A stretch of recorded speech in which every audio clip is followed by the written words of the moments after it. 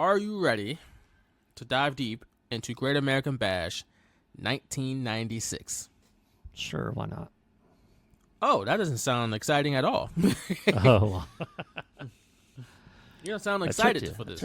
I'm very excited for this one. Okay, all right, well, let's do it. My team's ready. Flair and Anderson, the coach, is ready. I hope those two pigskin buffoons are ready. And Savage, if you think you're going to get your hands on me, you're badly mistaken. You're not going to tear me apart. I'm not worried. I'm not scared. I'm not worried. Sound pretty worried to me, Brain. Coach, my co-man is here. Yeah, power. We got strength. Four horsemen, watch out for these guys. Ooh, yeah. And watch out for Mongo. Sounds paranoid to me. Kevin Greene, it's a Great American Bash, baby. And we're taking no prisoners. Woo! Giant, you've chokeslammed me through tables, you've chokeslammed me in the ring, but you know what? I'm still standing here because I'm the total package. And you're gonna find out why. I've already got 2 titles, and I'm coming after yours. Lex Luger, don't bother looking up the definition of the Giant in the dictionary. I hate the Giants promos. Firsthand with the choke slam. He's terrible. Poor promo back then. This is where the big boys play. Oh, my God. Big boys are playing. Where the big boys play, and we will hear that a million times during this show. This show, Great American Bash, took place June 16th, 1996 on Father's Day. It emanated from the Baltimore Arena in Baltimore, Maryland, according to good old Wikipedia, which has never let us down, always factual. 9,000 people exactly were in attendance. Exactly. But this show, like I said earlier, it's a show, but it's also the final show before the show that everybody remembers from this year from WCW, Bash at the Beach. So this is a glimpse of a pre-NWO WCW, and it's interesting how they kind of were talking about this upcoming massive angle beforehand. And there's a lot of talk about this is where the big boys play, and look at the adjective, play, right? That happened around this time, I'm sure. But there's a lot of talk about the war and between the companies, who do they work for, and all this stuff. So it's a lot going on at this time period. But this is also the Great American Bash, which is one of the oldest pay-per-views in wrestling. Honestly, this is the 10th annual Great American Bash. Only the 6th, though, under the World Championship Wrestling banner. Of course, the event was the brainchild of the American Dream, Dusty Rhodes, all the way back in 1985 when it started. And it started out as like a tour of shows. It wasn't just one show. It was like a tour of shows throughout the summer, known as the Great American Bash. And they even made a trip up here in Philly, I believe, in 86 at Veterans Stadium, if I'm not mistaken. Let me look that up. I should have looked this up, I guess, before I did this. I just talking off of memory now as I type into my computer about the Great American Bash. However, let's see here. Philadelphia. Where is it at? I know it happened. Where is it? I know it happened. Hold on a second. 90-something? Here we go. 1986. July 1st, 1986 was when the Great American Bash stopped in Philadelphia. So there you go. It was in, let's see, I'm trying to remember what stadium it was in. It looks like, I think it was Veterans Stadium. So there you go. How about that? I'm going to look it up again just to double check. So make sure I'm not saying the wrong thing. But yes, it looks like that was the case. Veterans Stadium, July 1st, 1986.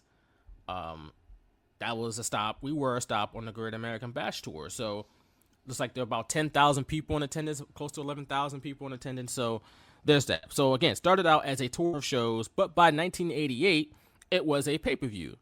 And then it was a pay-per-view ever since. Of course, WWE eventually used the pay-per-view name starting in 2004 through 2008. In 2009, though, they dropped the Great American parts of the name and just renamed it, quote-unquote, The Bash. Terrible decision. No one bought that pay-per-view, and they didn't do it again the next year. Don't know why they did it back in, was it 09? But now the Great American Bash started out, again, as a tour, like a stadium tour of shows throughout the eastern part of the United States, including here in Philly, drawing tens of thousands of fans at every venue. Now it's just an NXT television event. Coming up. And the next one is July 5th, and it has a main event of Braun Breaker versus Cameron Grimes for the NXT Championship. That's a long way from where we were back in 1985 when the first main event, at least for one of the shows, was we got a Dusty Rhodes versus Tully Blanchard match for the TV title in a steel cage. Now it's Cameron Grimes and Braun Breaker on USA Network. Things have changed over the last 35 years or so. But as you heard, the show started with a series of promos. We had Bobby Heenan, Randy Savage, Kevin Greene, and Steve Mongo McMichael, Ric Flair, Arn Anderson, and a whole slew of others, including the Giant, who I will mention later on how much I don't like his promos as the Giant. Really bad. But then, of course, you hear Tony Schiavone and Dusty Rhodes on the call. They're not joined by Bobby the Brain Heenan because he's the head coach of the Four Horsemen in the big NFL versus WCW match. More on him later. But again, they say this is where the big boys play, and we only heard it no less than 100 times during this show. So this won't be the last time we say it. But we then get a rendition of the national anthem. They said it was like a presentation of the country's colors. It was really just one guy holding the flag, which I guess technically it is a presentation of the colors. But when I hear that, I always think of like 3 or 4 guys coming out with multiple flags. Not just one guy holding a flag and the song playing over the speakers. I feel like we could have gotten more than that. Is this like the music version? No lyrics or anything? Right. Yeah, just an instrumental. Yeah. That's the word I was looking for. Thank you. I got you, baby. I got you. We didn't get fireworks at the end because, it's nice. It's the summer. It's patriotic. It's a great American bash, so you got to have some fireworks. And then we move on to Dusty Rhodes saying, Tony Schiavone and Dusty Rhodes talking about the death of Dick Murdoch, which happened not too long before that. He died actually the night before at the age of only 49 due to a heart attack. So that happened on June 15th, 1996. Of course, Dick Murdoch was the former tag team partner of Dusty Rhodes when they were collectively known as the Texas Outlaws. So there's that. Another somber note here on this episode before we get into the show. Because when we go from Dick Murdoch, naturally, you got to follow it up with a tag team match with Fire and Ice. Right? That's right. Fire and Ice, of course, it's Ice Train and Scott Norton. I mean, Ice Train is definitely the ice in that scenario. Scott Norton, he represents the fire. So there you go. They're going against the Steiner brothers in the opening match of the Great American Bash in 1996. They grew up as brothers. Yeah. Obviously, the Steiner brothers, they grew up together. They were born like that, right? Yeah, yes, they were born like that. They were born as brothers. That's exactly right. Dusty Rhodes, man. They were born like that, right? Like, where does he get this stuff? He's hysterical. I feel certain things about Lex Luger. You feel certain things about him, man. He's expressing himself. He is. He's expressing himself. I put that this match pretty much. Well, first of all, we've seen Fire and Ice before on our deep dives, but that match was them breaking up. This is them actually being a tag team, and now we see why they broke up because they weren't very good as a tag team. But I will say that this match was Big E's like dream match because it was nothing but big meaty men slapping meat, and people getting Take it easy, Kevin Greene. But people were getting tossed around left and right. Okay. But the match wasn't really nothing to write home about. At the end, we got Scott Steiner landing what Jim Ross would call a modified Frankensteiner to pick up the win. Not a good Frankensteiner. That one. Yeah, it was not a good Frankensteiner. And even Shivani and Dusty was like, yeah, he didn't get all of that one. Oh, we saw it. They had no recourse to be like, yeah, they screwed up. Yeah, there's nothing you can say to that. At least JR would be like, oh, it was a modified move or inverted Frankensteiner. It literally makes, I don't even know if he says that nowadays at AEW, but I bought that. I was like, okay, he tried to do this, but he did the best he could, and it's modified. So, boom, that's all you need. Just he changed that it. word. He just tried something different in this very important match. And then, it turned out how it turned out. There it is. That's what happens. We try different things. But yeah, I have nothing else in this match. We also found out during this match that Tony Schiavone has never been hit in the elbow. Do you know that? No. A little bit earlier, sometimes you get a shocker like a stinger. You ever get hit on the elbow, Tony? No, never have. You never been hit on the elbow? Hold that thing up here. Let me knock that. Wait a second here. Well, anyway, it stings you down there, and you lose your equilibrium for a little while on it, but then it comes back. What? And that's what happened with Scott. What is Dusty talking about? That was no idea. How has Tony Schiavone has pristine elbows for, I don't know, the first half of his life at this point? I don't know. Right. What? Never been hitting the elbows. You never been hitting a funny bone? That's what Dusty was trying to talk about. Right. So just Tony Schiavone. Let me hit it for you. Yeah, hold that thing up there. Let me knock it out. I'll show you what I'm talking about. Then he says, yeah, it feels funny and you lose your equilibrium.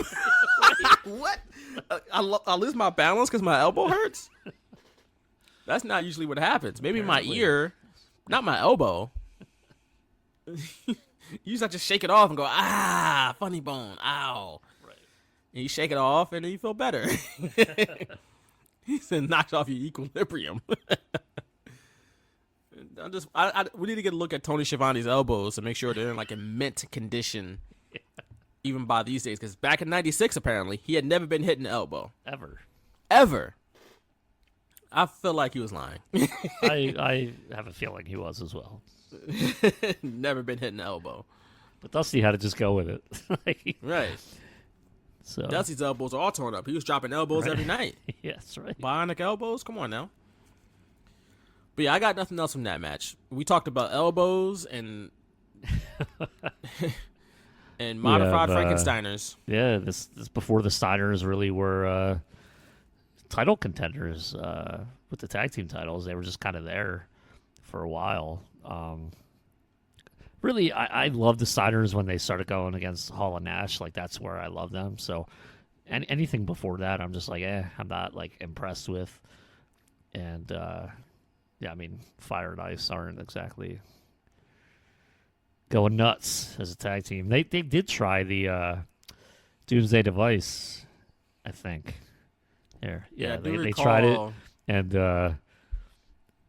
then that's when he got hit with the Bulldog. Yeah, I'm looking at my notes now. Sorry, I trying to put two and two together. Jeez, these notes are not good. What did I do?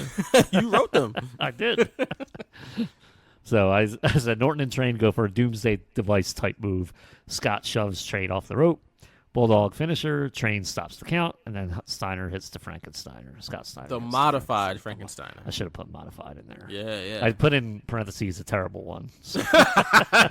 That's another descriptor too. Yeah. So. We'll try to be nice and say modified. And you can see, Steiner. I think Scott Norton was even talking to him as he was pinning him. Probably my bad or something like that. He's probably like, did you try to modify it? I didn't know. I wasn't aware this is a modified version. You gotta let me know that, brother. When we move on from that, we then go backstage for an interview with Mean Gene Okerlund as he's interviewing the Mouth of the South, Jimmy Hart, and the Taskmaster, Kevin Sullivan. Gene Okerlund starts off the interview, though, calling Jimmy Hart a Nathan Lane wannabe. Which, look, if you're going to be a wannabe, Nathan Lane ain't bad. Because he's hysterically funny, and he's done a whole slew of things. This is at the tip of the iceberg of his catalog. I didn't even dive deep into it like I really wanted to. I could have, at least. But we got Birdcage, we got Lion King. He's which one is he? Timon or Pumbaa? I can't remember which one off the top of my head. But The Producers, Mouse Hunt, All bangers, all classics. I honestly don't even remember what this promo was about. I wrote that in my notes. I didn't even listen to this promo. I just was like, hey, Nathan Lane, let's look up his catalog. This promo was nothing. Yeah, it was, I guess up to this point, Arn Anderson, the Four Horsemen were still a thing, but Brian Pillman had left WCW by this point. So there were only three, I guess, Benoit, Anderson, and Flair. And I guess in the middle of all this, Anderson was like a Dungeon of Doom sympathizer-ish. Like he kind of was... Okay. Yeah, well, obviously we're going to see later on that he's not, but... Kevin Sullivan was basically just saying, it's me and you, Benoit, nobody else, no other horsemen's involved. And it was a Falls Count Anywhere match, so we're going to have fun with that, talking about it. But, yeah, it was kind of like, I'm always interested in these types of promos because they're so different than what WWF had at the time, because all that is even scripted and even, like, notes. But these guys in WCW, they literally, you could tell, they just talk off the top of their head because there are so many mess-ups in these promos. And that's what I like about it, you know, because it's not supposed to be so pristine and smooth, you know. So I that's what I like about this era, WCW especially. I mean, they talk like human beings because human beings make mistakes sometimes when they speak. They're not perfect orators. Like, I'm coming hard. Whoa, boy! I have like a visceral reaction to it every time. Oh, he really said that on television. It's all right. He's fired up. And it didn't. They can give Kevin Greene a script. No, you don't give Kevin Sullivan the script. It would have been a good idea to give Kevin Greene the script though. So, yeah, I'm okay with the script for certain people. Not everybody. Kevin Sullivan, nah, he don't need it.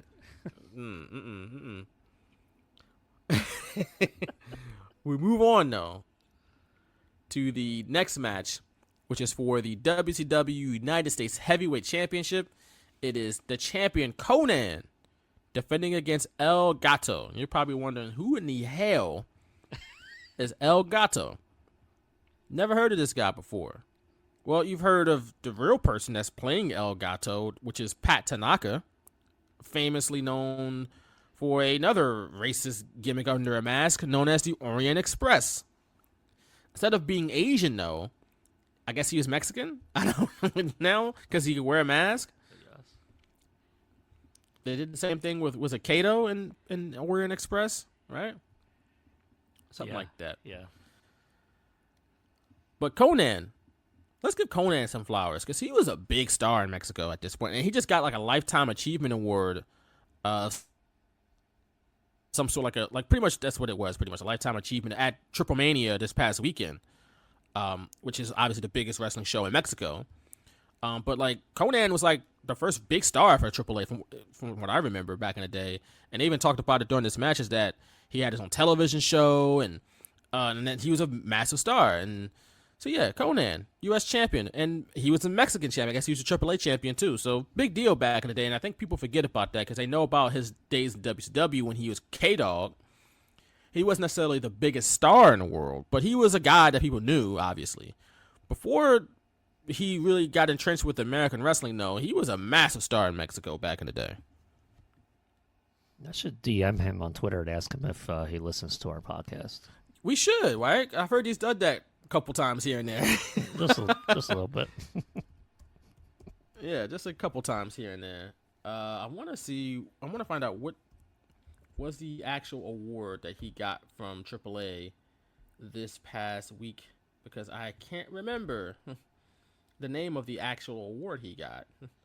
It's funny you had thrown in just this past week. I thought when you were talking about that, you meant like during this time frame in '96. I was like, really? He got like a Lifetime Achievement Award when he was like young? This past weekend. Sorry. So that makes more sense. Yeah, I sorry to specify that. It was this no, past I'm just weekend. Stupid. No, we won't do that. No.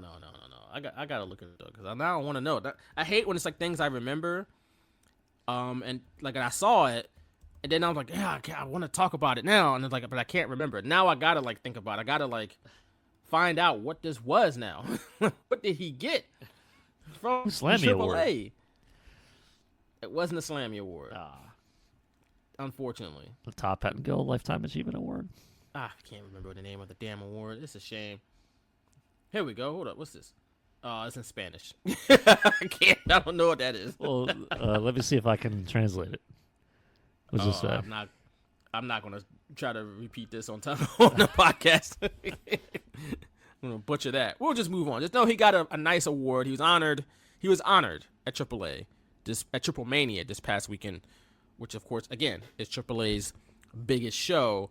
But this match with El Gato and Konnan, again, I got nothing from it, bro. Konnan hit a sunset flip powerbomb out of the ring, and then it was a really uneventful finish, and that was it. You have anything from it? You got this, Gem. It would be quite a feather in the cap of El Gato. I guess. I know a cat doesn't have feathers, but nevertheless, it would be quite a... It's Randy Eller showing us the U.S. heavyweight title belt. Quite a feather for him to win that U.S. heavyweight title. Spit it out. Feather in the hat if he wins the title. That's all you had to say. A feather in the hat if you win the title. That's all. That's all. Not to filibuster here. Not the filibuster. Not the filibuster here. A feather in the hat. The hat. I can't even say it like Dusty, man. Dusty was the best. He really was the best. Classic, man. Classic. He really was the best. But yeah, Konnan, he wins the match and he retains his title. And we move on to another interview with Mean Gene Okerlund, who is backstage with Sting, the man called Sting, who is not wearing the bleach blonde look anymore. He's got the short black hair, but still has the surfer face paint. He was still the franchise. He's still very over. Kind of in a weird spot, though. Obviously, we know what's coming next in about the next year or so, but in a weird spot. This promo, though, also very weird.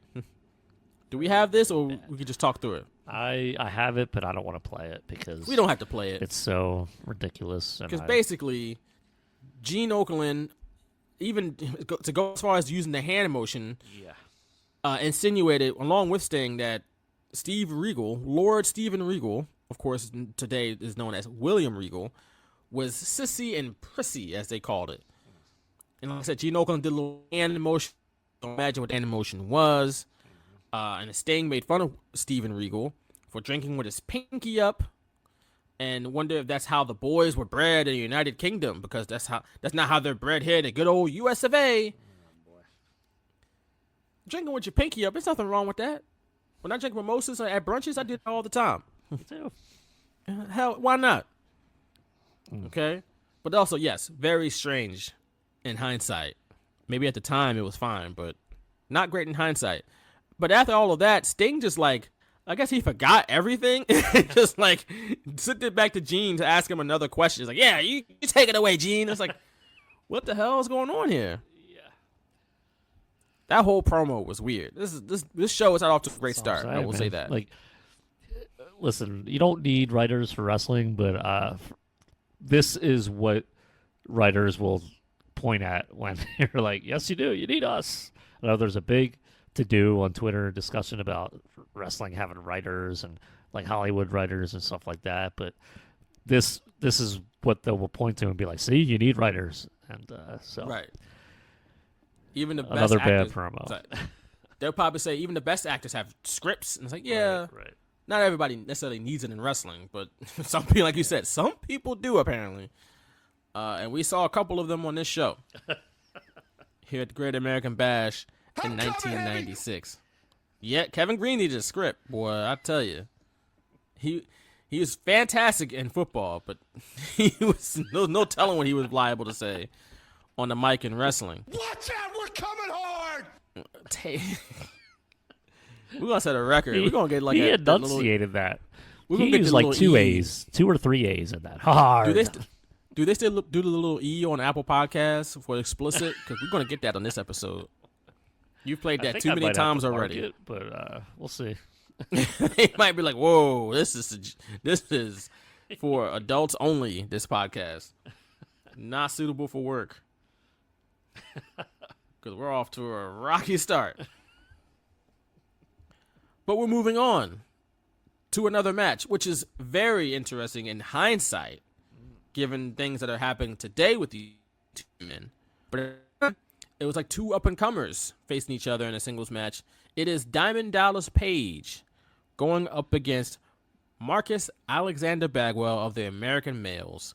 He apparently won the coin toss to get his hands on DDP with his tag team partner. And now here we are. But again, this matchup is very interesting, given that DDP and Bagwell's relationship and how it is today. Because this time last year, Buff Bagwell was in rough shape, right?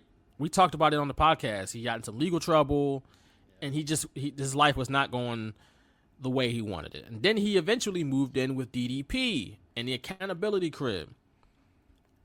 And I'm not sure how exactly Buff is doing at the moment, but at least as we heard of a couple months ago, he was doing a lot better, right? So, and he had some great Twitter moments along the way, too. Yeah. Like when he decided to defend Nyla Rose, who I'm sure is just one of the many days that she's been attacked on Twitter, on social media. So there's many, many, many vile things are said to her on a regular. I forget why this was happening in this particular time, but Bagwell backed her up and said, hey, man. I think it's because he just used the pronoun she, and that's where it all stemmed from. Oh. Like, all of it was like, man, she's awesome or something, and someone replied, you mean he, and then it took off from there. He responded to that, and he said what he said. Started taking notice, yeah. He backed Nyla Rose up and said he's 100% Buff is the stuff. All right, 100% behind the LGBTQ community. Yep. That was dope, and that was nice show of support for Nyla Rose, who, again, I'm sure on a regular basis gets just so many vile things said to her in her mentions and DMs and whatnot. And I think if people saw it, they'd be like, wow. I'm willing to bet it's a constant stream of just terrible things that she doesn't acknowledge on Twitter, but that don't mean it's not getting seen by her. So, but yeah, good for Buff to do that.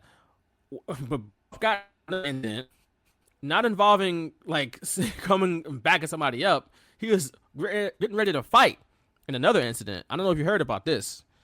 He apparently almost got into a fight with Butterbean at DDP's house. Did you hear about this? No. Because apparently Butterbean was also at the accountability crib. Why? Don't know. I think I saw a picture of like a group and they were together, but that might have been a few months ago. If I'm thinking. Of course, Butterbean, legendary boxer, and for wrestling fans, most famously known as knocking the holy hell all the hell out of Bart Gunn. I mean, took that man's soul. He hasn't been the same since. That man's head almost went smooth off his shoulders at WrestleMania here in Philly, of all places. Finish him. I mean, that's what happened, bro. Poor Bart Gunn. He should have never been in that position. The poor guy. Yeah.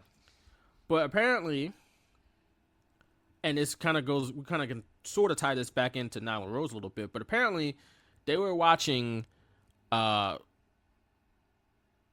some point a video of Buff Bagwell as part of the American Males, and Butterbean called it gay. And Bagwell took offense and was ready to fight Butterbean.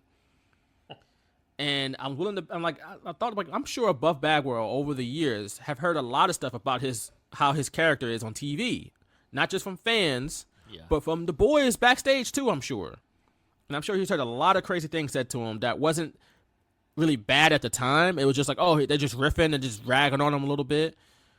But he wasn't even actually gay. Can you imagine if he was, though? What he would have heard probably behind the scenes or from fans or whatever. Yeah. So, I'm sure that helps him probably, back up someone like Nyla Rose. I'm sure he heard a lot of stuff back in the day. He wasn't even actually gay. And, there's so many people who get just such vile hatred toward them. And we don't think about, maybe Bagwell got some of that too. Don't know. That's possible. But we know Shawn Michaels did. Yeah.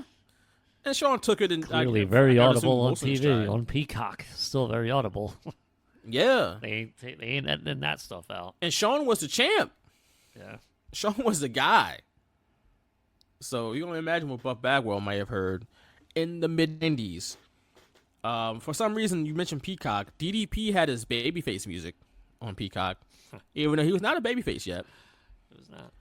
And when he comes out, he gets in the ring, gets in the microphone, and he ripped the Baltimore fans and their favorite baseball player, Carl Ripken Jr. So he called him Carl Ripken Jr., not Cal. So there was that. DDP had Bagwell on the mat and went for a kick at one point, and he missed. Swung and missed, hit the ground like Charlie Brown on the Peanuts. And Shivani said, "Oh, he punter for the Baltimore Ravens." And you know what that did for me? Set off alarm bells. It's like, football knowledge? I get to express football knowledge on the podcast again?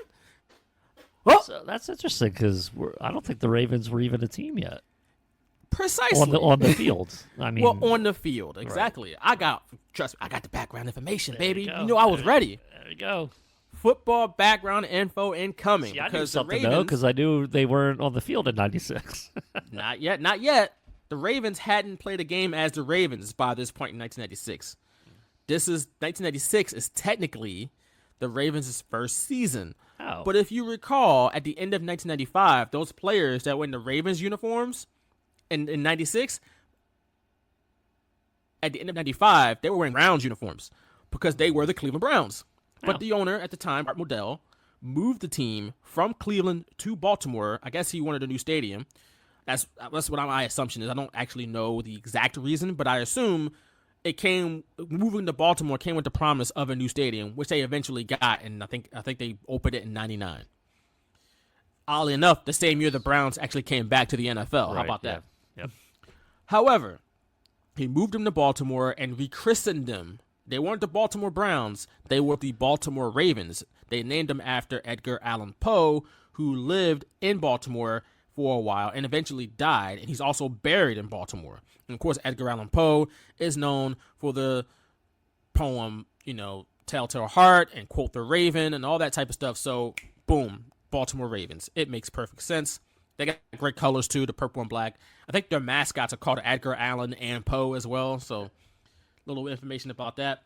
But Baltimore was seen as a possible expansion market for the NFL for a long time. There's a lot of stuff going on. There's always rumors swirling about Baltimore because NFL was looking to expand in the 90s, and Baltimore had a team. Remember, the Baltimore Colts were Baltimore's team up until 84 when the owners of the Colts then moved the team out of Baltimore in the middle of the night. Like, literally just packed up and left in the middle of the night, and they went to Indianapolis in 1984. So when they expanded in the early 90s, they announced they're going to have expansion teams. Everybody thought Baltimore was going to get a team. Didn't happen. They went to Jacksonville and Charlotte, or Jacksonville, North Carolina, South Carolina, whatever. They became the Panthers, okay? So the Baltimore got spurned. However, in 1994, the CFL, the Canadian Football League, they was like, hey, you know what? We're going to put some teams in the U.S. And guess where we're going to put a team at? In Baltimore, because everybody misses Baltimore football. So they tried that. Now, look, the U.S. expansion from the CFL, a dud overall. It was bad because the field dimensions are different. It's hard to find stadiums. Also, you got to promote a Canadian Football League game to American fans. They're like, what is this? So, did not work. But the team in Baltimore, though, did very well. This team was stacked, all right? They played 2 seasons, went to the Grey Cup twice, and they won one. And that second one, they lost the first time, but they won the second one. They had a 15-win season, okay? And they are still to this day the only American team to ever win the Grey Cup. So how about that? And they also, gift and the curse on this thing, though, they also drew a lot of fans at the stadium. Again, gift and the curse. More on that in a second. But when they first became a team, they tried to rename themselves the Colts. Didn't happen. The NFL was like, nah, we're not doing that. So they had to force themselves. They were forced to be called the Baltimore CFLers before being known as the Baltimore Stallions in 1995. The team had a lot of success. Again, on the field, they won the Grey Cup, played in a lot of fans in the stands. But it also showed the NFL, it's like, hey, there's still fans in Baltimore. We might want to put another team there. Like, yeah, that CFL team, we'll put our team there. And that's what happened. thus the Ravens were on the way, and then there was no U.S. expansion anymore from the CFL, and the Stallions went away. Well, actually, they didn't go away. They actually moved that team to Montreal and rechristened that team as the Alouettes. And that's who we are today. Montreal Alouettes, who were a CFL team. They went away and they came back. So here we are. Now, football background info over. Well, I didn't know that. I had to do it. I didn't know the CFL came now, so that's interesting. Yeah, they had teams in like Sacramento and Birmingham. They didn't have a team in Philly, but they had a team in Baltimore. And that team was stacked. That team was really good. But yeah, they tried it for like 2 seasons. It did not. So was work. 97 the first Ravens season? 96 is the first Ravens season. Oh, it was that year. Okay, so just Yeah, okay. 96. For some reason, I keep thinking 99 because the Browns came back in 99, but that makes sense. They were 96. They were playing a few years before the Browns came back. Right. Yeah. That's when they drafted Ray Lewis and Jonathan Ogden in the same draft. Yeah. And they could have been Browns players. Instead, they were Ravens players. And they won a Super Bowl a couple years later with those two guys being the main pillars of the team. So, sorry, Cleveland fans. Still got to wait for another Super Bowl. That's got to be rough, too. That is rough. Now, imagine the Eagles moving and winning the Super Bowl. I mean, we did get our Super Bowl, so that was nice, but... The Eagles moving alone would be devastating to this town. This is an Eagles town. It really, yep. Can you imagine the Eagles move? Oh, no. Oh, it'd be devastating. So I'm assuming it was the same for Cleveland as well, but they got a team back a couple years later. So all is well. No Super Bowl. Right, no Super Bowl, though. Not yet. But maybe one day. But we move on. This match was very good, in my opinion. I've really enjoyed this match. I think people need a reminder. This match serves as a reminder that at one point, Buff Bagwell was an athletic babyface before he became Buff Bagwell. When he was Marcus Alexander Bagwell, he was seen as like this high-flying babyface. It's really interesting to watch in hindsight because we know Buff Bagwell is a guy stretched down to the ring with the hat and he flexes the muscles. But he was like, white meat babyface at this point. The first time I saw him was when he was teaming with Too Cold Scorpio. How about that? There you go. It was a few years and they were a great this. tag team. Yeah. They were a great tag team. By this time, I was out on him, though. I was like, okay, he's annoying. Go away. But you weren't down with the American males? Nah. I mean, like, they were fine, but I was like, Buff Bagwell has so many different tag team partners. I'm done with him. Because he tagged with the Patriot. They were like Stars and Stripes. And That's so, true. yeah, like any guy, when I was a kid, any guy that like had multiple tag team partners, I always thought was a loser. So I'm like, man, this guy like sucks. He can't keep a partner. And they may win the titles, but they don't have a good run with him. Like I was a weird fan growing up. But man. also, you were a kid, but it's also a sign of this person isn't a star. If they're rotating through multiple partners and they're constantly in the tag team division and they never just split off on their own. Yep. You're not an idiot. You're a kid, but you're not stupid. You can sense it too. Like yeah, and I know he was a sense the tag same team thing. champion. I was just like, okay, what about him? And here he is again with another tag team partner. Yeah. And another one. Like I can understand that. But we move on. Well, actually, no, we're not done with this match yet. Because DDP has to win with a diamond cutter. And then we move on from it. But he does win. And Dusty Rhodes loves the diamond cutter. Like, he's saying the match is over even before he even hits the move. He's like, oh, here it comes. Here it is. He hit it. I guarantee you it's over. Oh, it's over, Daddy. And it is, Daddy. It's over. That diamond cutter, the most devastating move in professional wrestling. That's pretty much verbatim what he said on this show. Verbatim. Yeah. But we move on. We're backstage again with Gene Okerlund, who I think is going to do an interview in between every match, it seems like. Yeah. But again, he's with the South, Jimmy Hart. And this time he's with the World Heavyweight Champion, The Giant, who was, like I said earlier, horrible on the mic at this point. He was bad. And I understand he's very inexperienced. And eventually he got better. I'm sure he was just following directions at this point. So it's not really an indictment on him personally. It's just like, man, what was he getting who was his old heads out here telling him this is how you should cut promos? Like, where were the people to help him? Oh, yeah, you can't do that. You can't stop the Giant. That's terrible. and especially because given who he actually is, who we know him to be, he has so much more to offer as a personality. Seeing this is just like, man, they just, oh, you big? You got to talk mean and menacing. That's it. That's the depth of your character. Okay.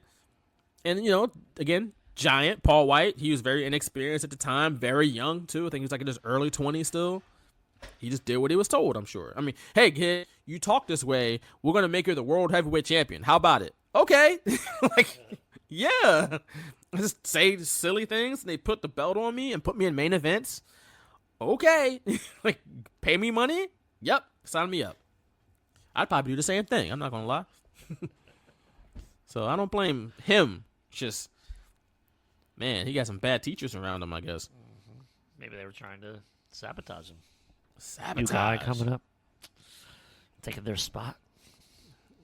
Pretty tough to sabotage the Giants. He's 7'5", Well, he or whatever. doesn't know anything 7 about feet the tall. biz, so It's true, but I feel like somebody would have been like, "Hey, man, don't do that." Like, we're not going to mess you up that bad. But who knows? Who knows? But we move on again. It is now time for the WCW World Cruiserweight Championship. It is Dean Malenko defending against Rey Mysterio in his WCW debut. how about that?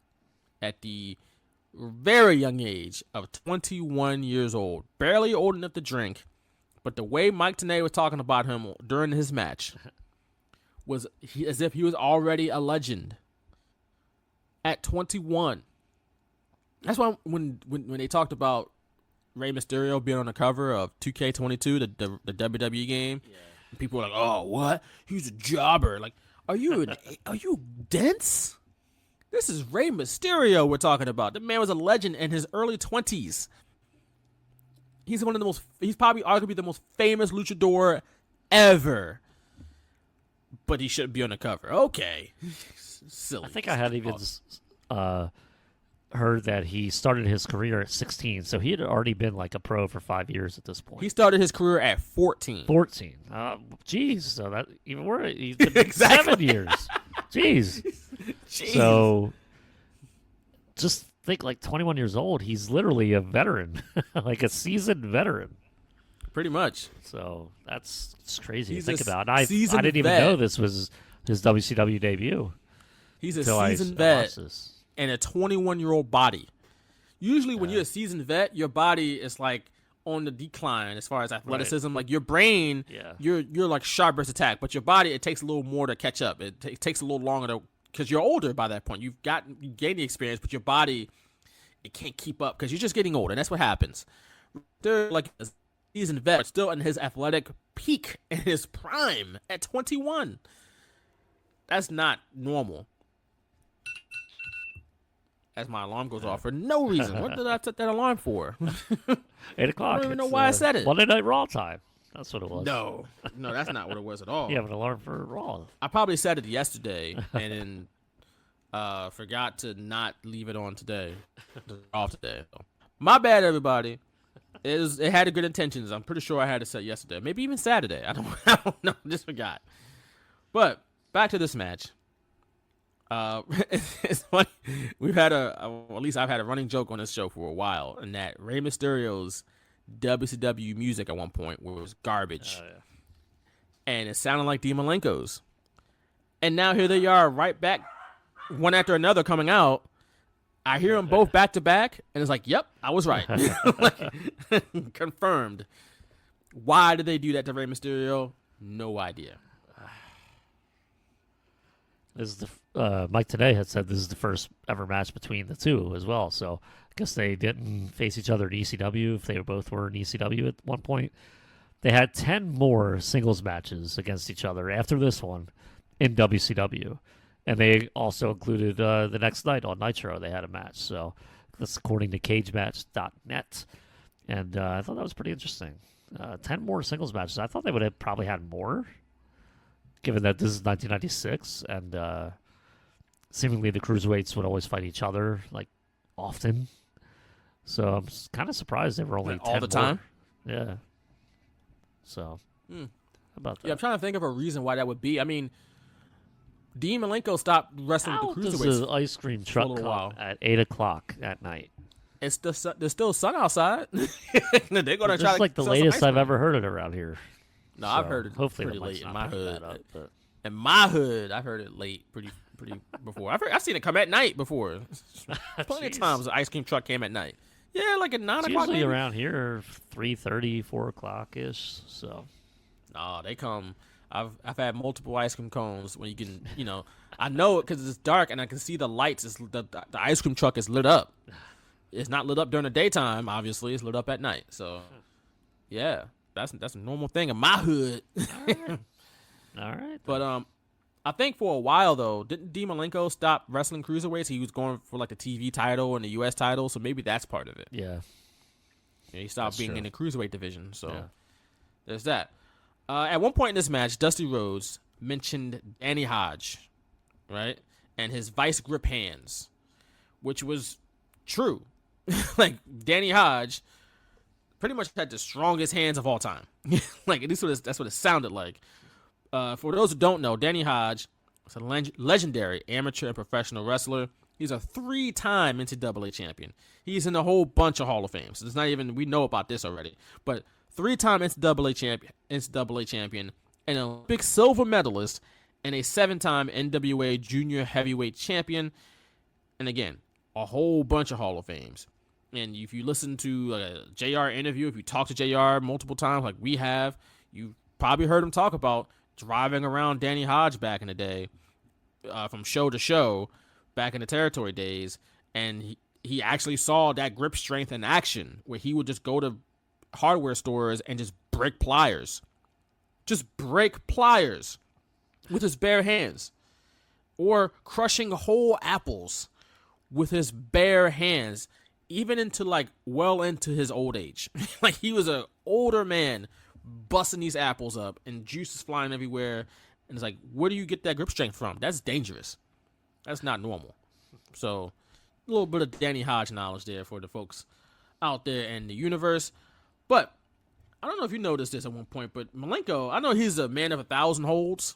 He showed me hold 957 on this night because he had the hold where he had Mysterio's arm and his leg in between his legs, and he slapped his leg or did something with his legs, and Mysterio started selling the arm, and he sold it the rest of the match.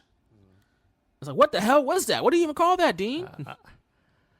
I don't know, but there was a ton of it. It felt like Ray was never getting offense in. This match lasted almost 18 minutes, and it literally felt like 17 and a half minutes were Dean doing all these moves. Wild moves. Yeah. He's pulling all the tricks out the bag for Rey Mysterio.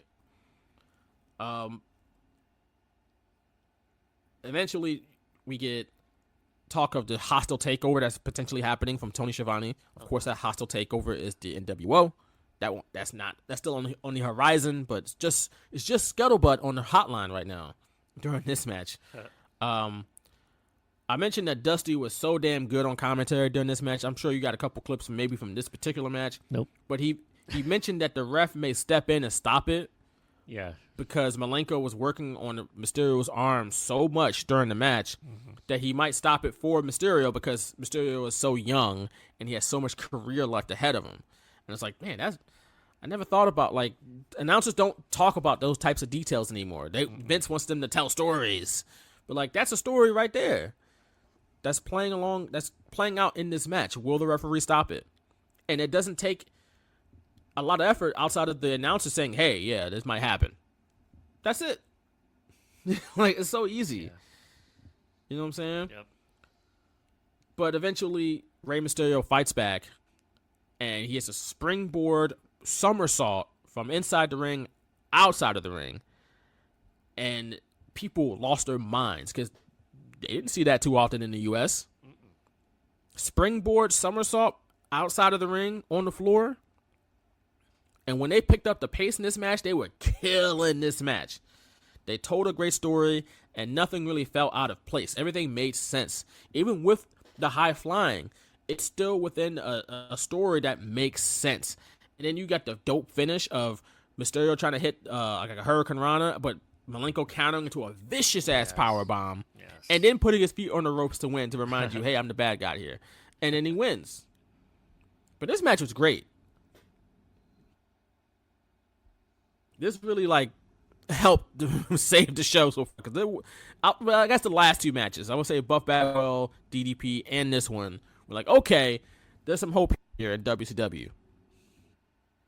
Yeah, I didn't watch this show live. I didn't even realize it was a Mysterio's WCW debut until I watched this show. So it was very planting the seed type thing for the Cruiserweight division. The Cruiserweight division wasn't even that old at this point. So I think Tony even said guys like Mysterio, like the Cruiserweight division was built for guys like him. So yeah, we would obviously see him, Eddie Guerrero, just dominate this division for years to come. And this was really planting that seed. You know, we might have seen these types of matches on Nitro before the last few months, you know, when September 95 came on the air, but this is like different, like special different. Seeing it on a pay-per-view, like it just added to that, especially it being Mysterio's debut. So, and the fact that they would face each other the next night on Nitro. So if you didn't see the pay-per-view, you were going to see him on TV anyway. I mean, they probably couldn't have done the first 2 days of his WCW tenure better, regardless if he won or lost. Yeah. So, I got distracted by some breaking news from WWE. I saw that. Yeah, Rhea Ripley out of Money in the Bank. Yeah. Another just terrible thing that's happening Not medically cleared, so something obviously real injury occurred. Yeah. So the dumpster fire burns on. It grows for WWE here in 2022. Now we have all the, it's an opening promo with Bianca Belair in the ring, and now we have Becky Lynch, Liv Morgan, Asuka in there. So we're getting that whole promo out of the way now, I guess. Yeah. For that. The parade of WWE production and creative is so, like, you can tell Vince is still in charge because it's like, come on. Because it's bad? Yeah. Yeah, there you go. Pretty much. I mean, we don't need everybody coming out with a microphone and standing around the ring. Like, I hate that. It makes no sense to me. It's like, just like when they opened the show with everybody on a ladder with microphones. Right. Like, that's it's so like they're just stupid. They just decided to have a summit now. The visual is like, the visual is not good. Whatever anybody thinks about that, like, oh, the visual is going to be great. Like, no, it's not. It's stupid. I hate that. No. I hate WWE production. Kevin Dunn's got to go, man. I hate it. It's one thing for it to happen. There's nothing for it to happen all the time. That's what makes you hate exactly. It happens all the time. So, but there's that. Rey Mysterio, Dean Malenko, y'all did y'all thing. You did. Back in 1996. Good job, guys. We like y'all, but we don't like WWE's production. Which is funny. Moving on, though. These guys are still in the business. Rey Mysterio is an active participant on Raw. And Dean Malenko is a producer for AEW. That's just great stuff. Well, there you go. Good for both of them. Oh, and Paige is going to StarCast. I don't know if you saw that. Oh, okay. Yeah. She's not in WWE anymore. She won't be pretty soon. I gotta get off Twitter because it's distracting me, I should say. As I click another tweet.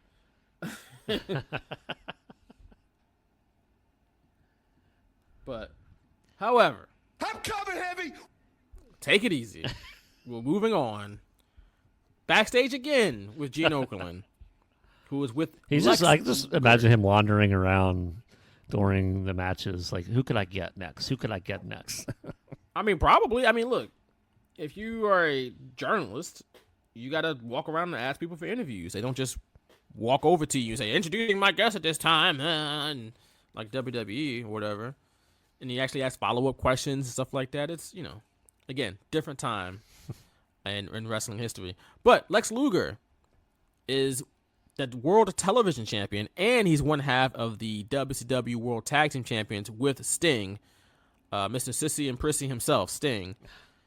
Lex Luger was never known for his promos, and you see why with this one. Because this was not one of the good ones. But, hey, Lex Luger was a star, but Not because he could talk his ass off, I'll tell you that much. So, I don't know if you had anything from this promo that stuck out to you. Nope.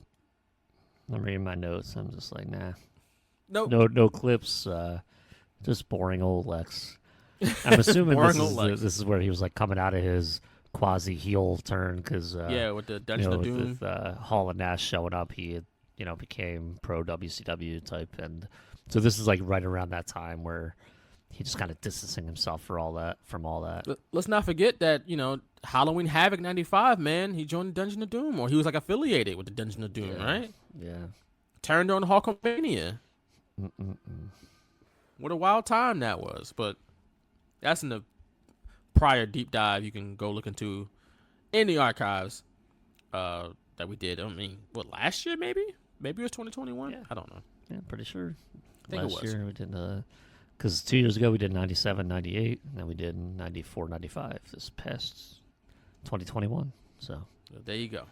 There cool. you go. Check them out. 94 through 98 are covered. Actually, I think Halloween Havocs. I don't think we did 96. So we should do 96. I thought we did. Wasn't that the cage match with Piper and Hogan? No. We did that. We was did 96, 97. That was 97. We did 96, 97. That was 97? 96 is when Piper showed up at the end. 96 was Hogan Savage. NWO Hogan and Savage. So, yeah, we might have to do 96. Those shows run together. I know we did 97 and 98. Yeah, we did. Yeah. Because we talked about that and how bad things were in 98. Yep. But, all right, moving on to the main event. Not quite. Oh. You see, we our faith was restored in WCW with the last two matches. You got DDP and Buff Bagwell. Okay, those are two young up-and-comers. You got Dean Malenko and Rey Mysterio. Rey Mysterio making his WCW debut. It's incredible. Dean Malenko is as great as ever. Man, you got something with those four guys. Then they roll out Big Bubba Rogers versus John Tenta, which, no disrespect to either one of these gentlemen. May they both rest in peace. It just wasn't hitting by 96. It just wasn't there. And Big Bubba Rogers, he'd eventually leave WCW and go to WWF and become Big Boss Man again, and had another great run.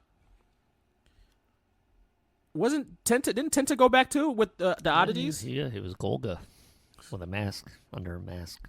There you go. But look, if this was 1991 and you had Big Boss Man versus Earthquake, that could have been at the lowest semi-main of a pay-per-view. 5 years later in WCW, it's just here. It's just here. Big Bubba Rogers came out looking ridiculous. What an outfit he had on. And he also came out... Well, go ahead. I was going to say the Dungeon of Doom explodes, I guess. Because they were both members. Oh, that's true. I forgot about that. Yeah. The Shark. It's not John Tenta. It's the Shark.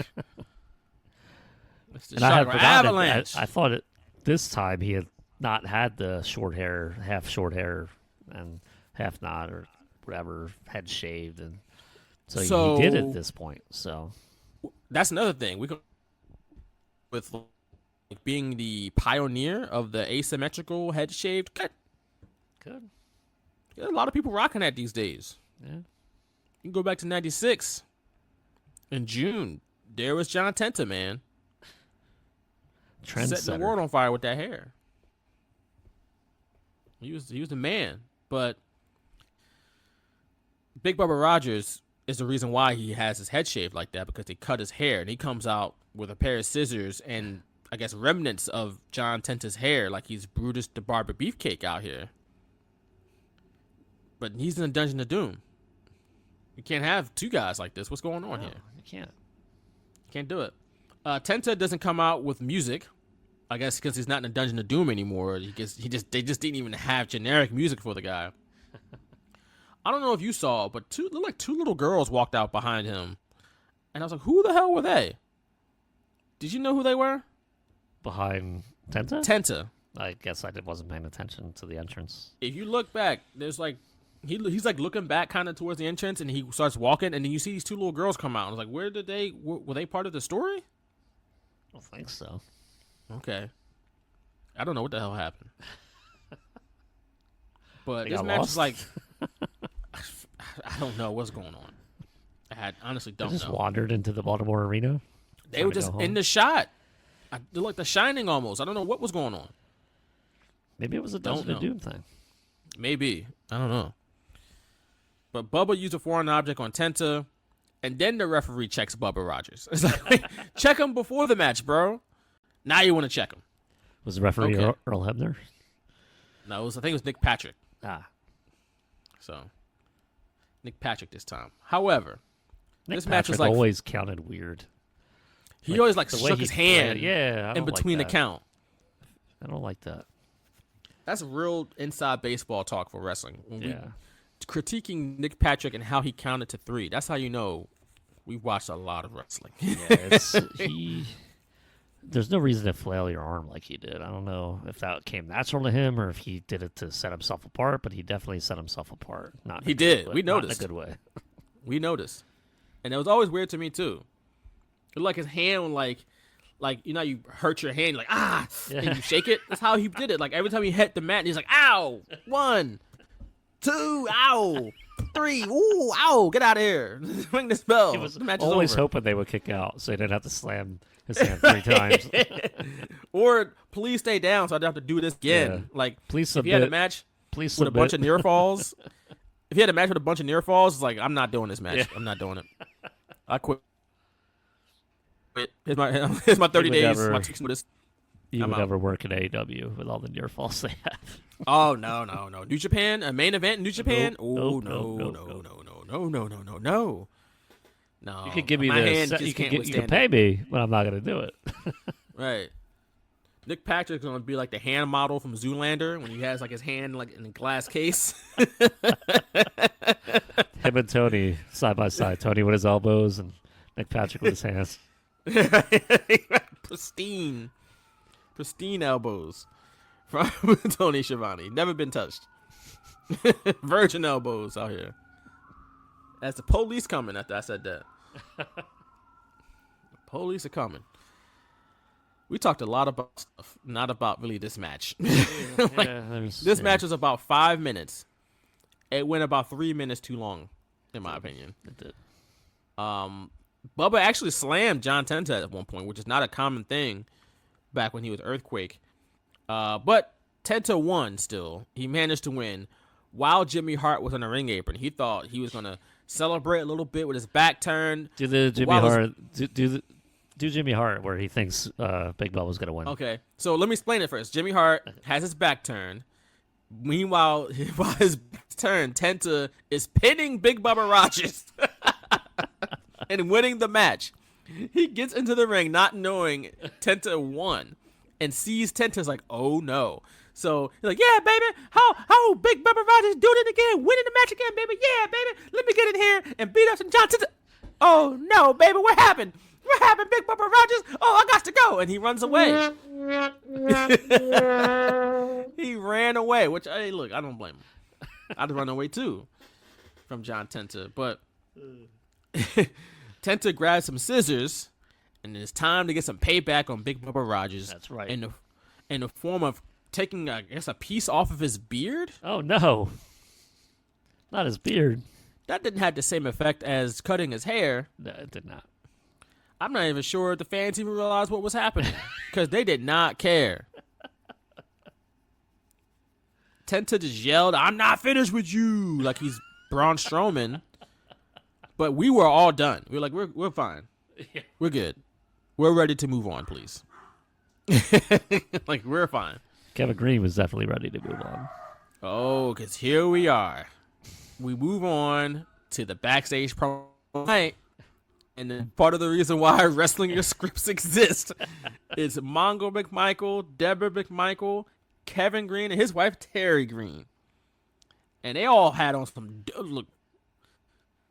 dope varsity jackets. Where are those jackets at today? Like, are I they in know. someone's Hall of Fame It should or be. in storage? Like, we need to see those jackets somewhere. Mm-hmm. I know WWE has they had the Buried Treasure show. Somebody needs to find Mongo's and Kevin Green's varsity Oh jackets. yeah, the somebody. Panthers one Because and the didn't they Bears fire one. the guy that was doing it? I was doing the searching. Yeah, they did. Gotta find somebody else. Someone else gotta host it now. Yeah.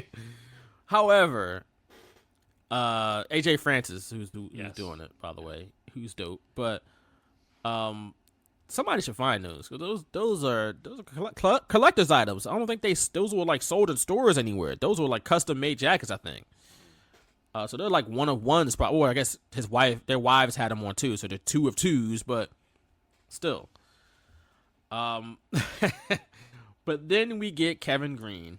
Oh, Kevin Greene. You know, we talked about Kevin Greene on our show last year at Slamboree from '97 in WCW. I got more to say about Kevin Greene though, but this promo from Kevin Greene was something else. You know what? Let's go with the whole shebang. I don't care Why about not? a game plan, Gene. Baby, I don't care if the roof comes off this building. Flair, Anderson, we're Come on, coming to Mongo. get you, baby. All right, Gonna Kevin get you. Greene. All I know, baby, Oh. is this like goal line, baby. It's short yardage. I'm coming Yeah. hard. I'm coming Oh. heavy. We're not Hey. giving up an inch, baby. Oh. Watch out. We're coming hard. That's it. Oh no! All right, a couple of football greats, and here's the madman that really has been behind a lot of Who's this coming action. on? Always the Macho Man Randy Savage. Again. Bobby Heenan, scared to death by your presence. The smell of winning is in the air, and a little perfume too. We're gonna do What? a goal line stand, ladies are and then we're gonna knock Nature Boy and the Enforcer into the end zone. These guys right here, God. Kevin This is like Greene. Raw Ball '96. Right. These guys are psyched to the max. Are you psyched to the max?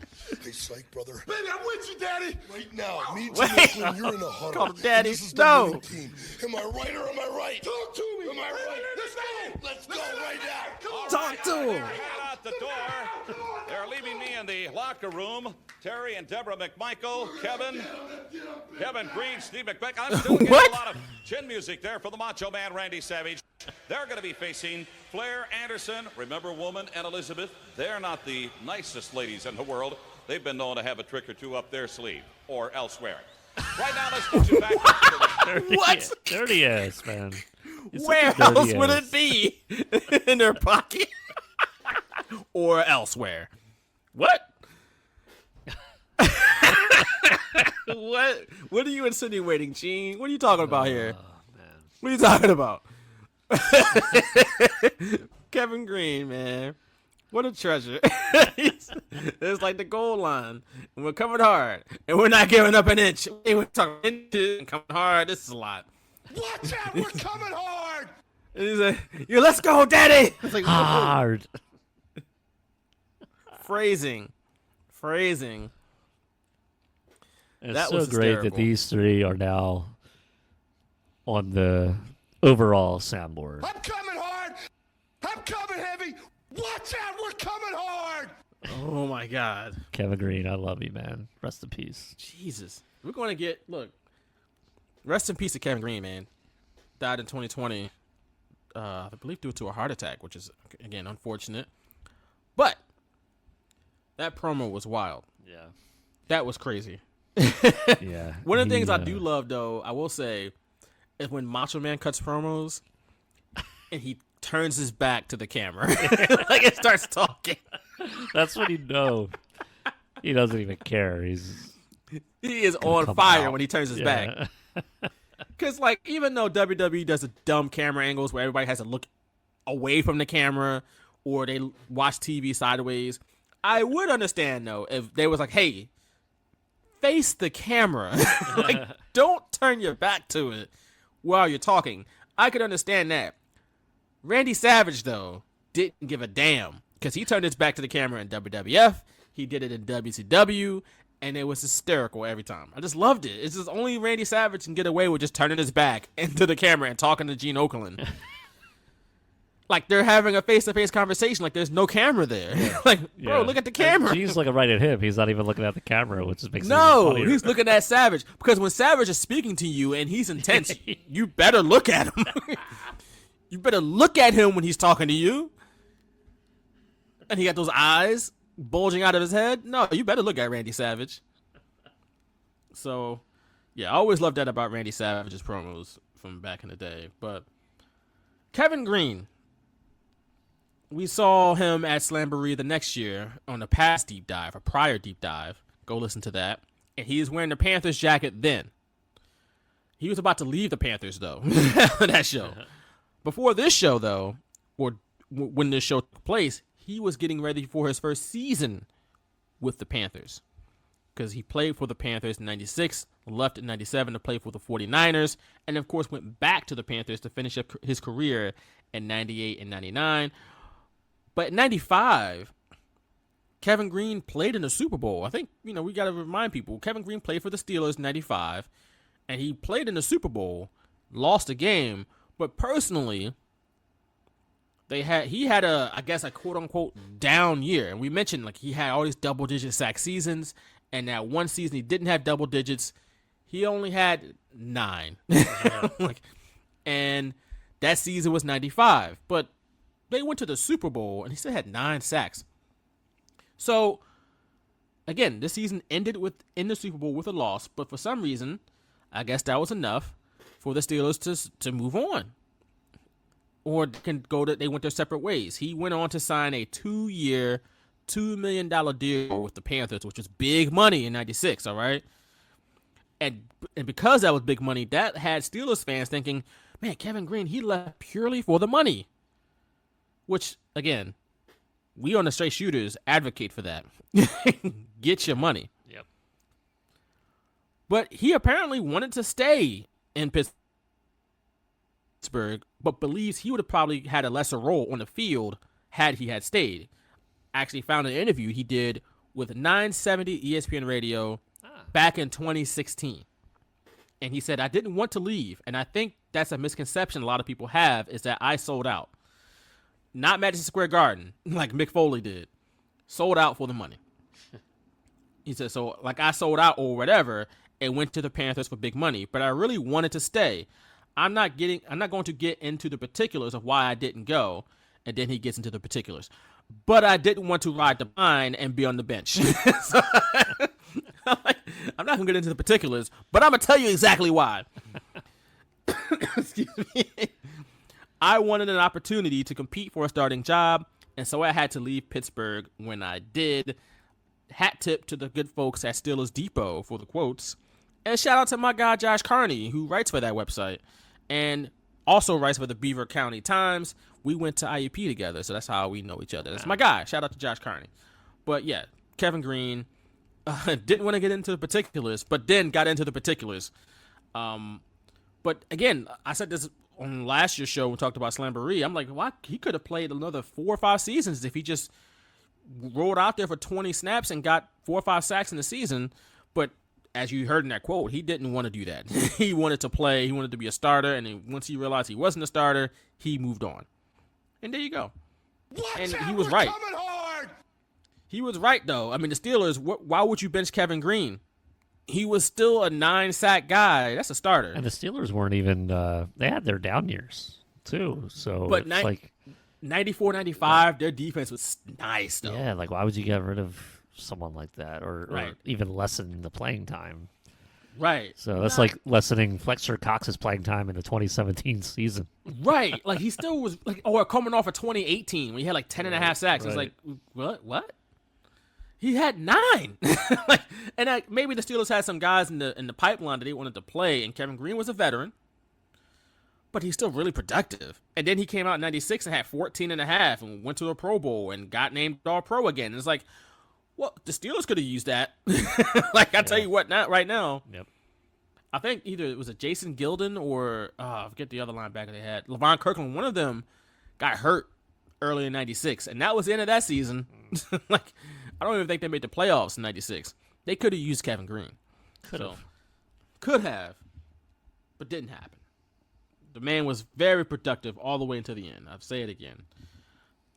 But moving on from that, we have another wild banger of a match here. It is Falls Count Anywhere. Chris Benoit versus Kevin Sullivan. How long did this match feel to you? It felt pretty like damn it went by long, so right? fast. No, it went by really? real quick because there was just so many things happening one after another. Yeah, it felt like it went long for me, and I was surprised to learn it didn't even last 10 minutes. Yeah, that's what I'm saying. It felt fast to me. Okay. Interesting. But of course, we know about the personal story, the personal background between these two men. Yeah. Kevin Sullivan was dating a woman, also known as Nancy Sullivan at this point. I forget her maiden name. Where was her maiden name? Oh, Do you remember her maiden name by off chance? Not off the top of my head. Oh. I think I just... Tofoloni. That's her maiden name. Or Douse? Yeah, oh, man, she has multiple names. Yeah, Tofoloni. Either way, she was Nancy Sullivan when she was married to Kevin Sullivan. But of course, because Chris Benoit was in the Four Horsemen, woman was the manager, one of the valets for the Four Horsemen. They start linking up together, and then that causes a rift between Benoit and Sullivan, naturally. That pretty much plays out on screen. And this is one of them, because they come out in this match, and they just start fighting in the aisle. Not necessarily common for 1996 wrestling. Yep. Right? And they are just beating the hell out of each other. They're throwing like punches and slaps. It looks stiff. Right? It looks like a shoot down there. And then they go into the crowd, and it's like, good Lord. Like, this is not normal for 96. All right? Then they go into the concourse area, and then they go into the men's bathroom. And things get wild in here. Because you got Dusty Rhodes. As soon as they walk in, there's some boys taking some relief in there. I Dusty actually didn't Rhodes. clip these because I was waiting for you to just... Oh, you do my do it. impersonation? Yeah, because sometimes they're funnier than even Dusty himself. So Well, I appreciate I didn't that. need to clip those. I appreciate that. But Dusty, you can tell he's having the time of his life with this. He loves this. And the plunder, they got more plunder. More plunder. They're fighting in the men's bathroom. But there's like a group, like a slew of people in the bathroom watching them fight. Yep. And they There's come in. even I think one somebody guy- even fell. And you see Doug Dillinger run across the camera and Right. have to hold them back. He's trying his hardest. He is fighting for his life to keep these fans at bay. One of these guys has a baby in his hand. He has an infant in the bathroom watching two grown men beat the hell out of each other. Like, take your baby away from this. Like, your baby don't need this type of violence in his life. This was wild, right? Yeah. Meanwhile, while the fans are going crazy, Sullivan and Benoit are, again, beating the hell out of each other. Sullivan whacks Benoit in the head with the bathroom stall door. There's cops in here now. Yeah. This has descended into total chaos. There's even a woman in there. There's a woman in the Dusty Rhodes lost his mind again. And I'm like, well, now this is a gender-neutral bathroom. Like, no, everybody is welcome into this bathroom now. All right? But Dusty Rhodes lost his mind when he saw there's a lady in there. Like, couldn't believe there's a woman in the men's bathroom. At one point, Kevin Sullivan hit Chris Benoit with a bag, like a trash bag full of toilet paper rolls. It's like, what the hell is going on here? Then they hit each other with trash cans. Then they come back out into the concourse, and Kevin Sullivan kicks Chris Benoit down the stairs, not once, but twice. Oh my God, Vince McMahon's on TV. What? He came out. He's walking to the ring right now. Why? Oh my God. Again, WWE making a bad situation worse. I don't understand Let me get it. this audio up if I can.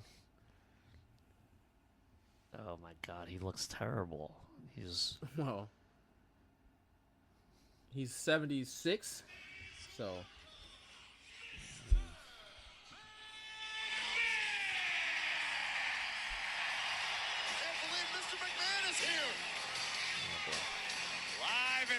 This is wild. This is so disrespectful. This is why people don't come out and say things. Tonight marks the 1,517th edition of Monday Night Raw. Which makes it, well, it continues to make it the longest running episodic television show in history. And for that, I say thank you What? Raw's been on the air for almost 30 years. 20 of those 30 years has been dominated by the greatest WWE superstar of all time. Maybe he'll. Oh, Brock Lesnar. He's introducing Brock And then makes Lesnar. his return to Raw live here next week. I make reference to no less than Mr. John Cena. Hustle, loyalty, and respect, John Cena. Oh my God. That was scheduled already, though. That's supposed to happen already, right? I think something's wrong with him. There you have it. An announcement. That's it? That's it. Bro, what is And wrong with him? I was watching the video of him leaving the ring, and his feet were getting caught in the ropes. He can't walk. He's mentally something's going on. It seems like it has been, but last see it, Friday so- night and Monday night, yeah, that was. I can't speak to it. But Yeah, you'll see. You'll probably see clips and minutes show up on Raw, but it's just disgraceful. not good. The fact that It's really that he's literally doing it, like shoving in the faces of everybody. That's. Although I'm not surprised, I just. It's what the hell. Yeah. And somebody else said, I'm not sure if Vince McMahon is doing well. Right. That's And- like eyes just watching. You could tell. So But Vince, we already knew he was coming back. That was scheduled. We knew John Cena's coming back next week. So he's just coming out flaunting that, like, I'm untouchable, guys. Exactly. There's nothing they could do to me. exactly. Because I'm out here announcing stuff, getting cheered. Everybody still loves me. Yep. I'm That's going exactly to what it is. He's doing it for the pop.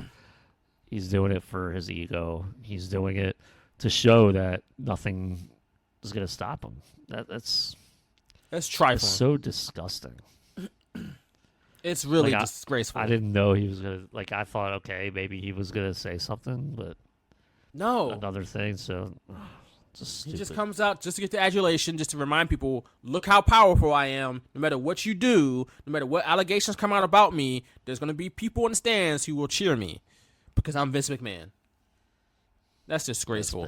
That's bad. It's really bad. It's really bad. And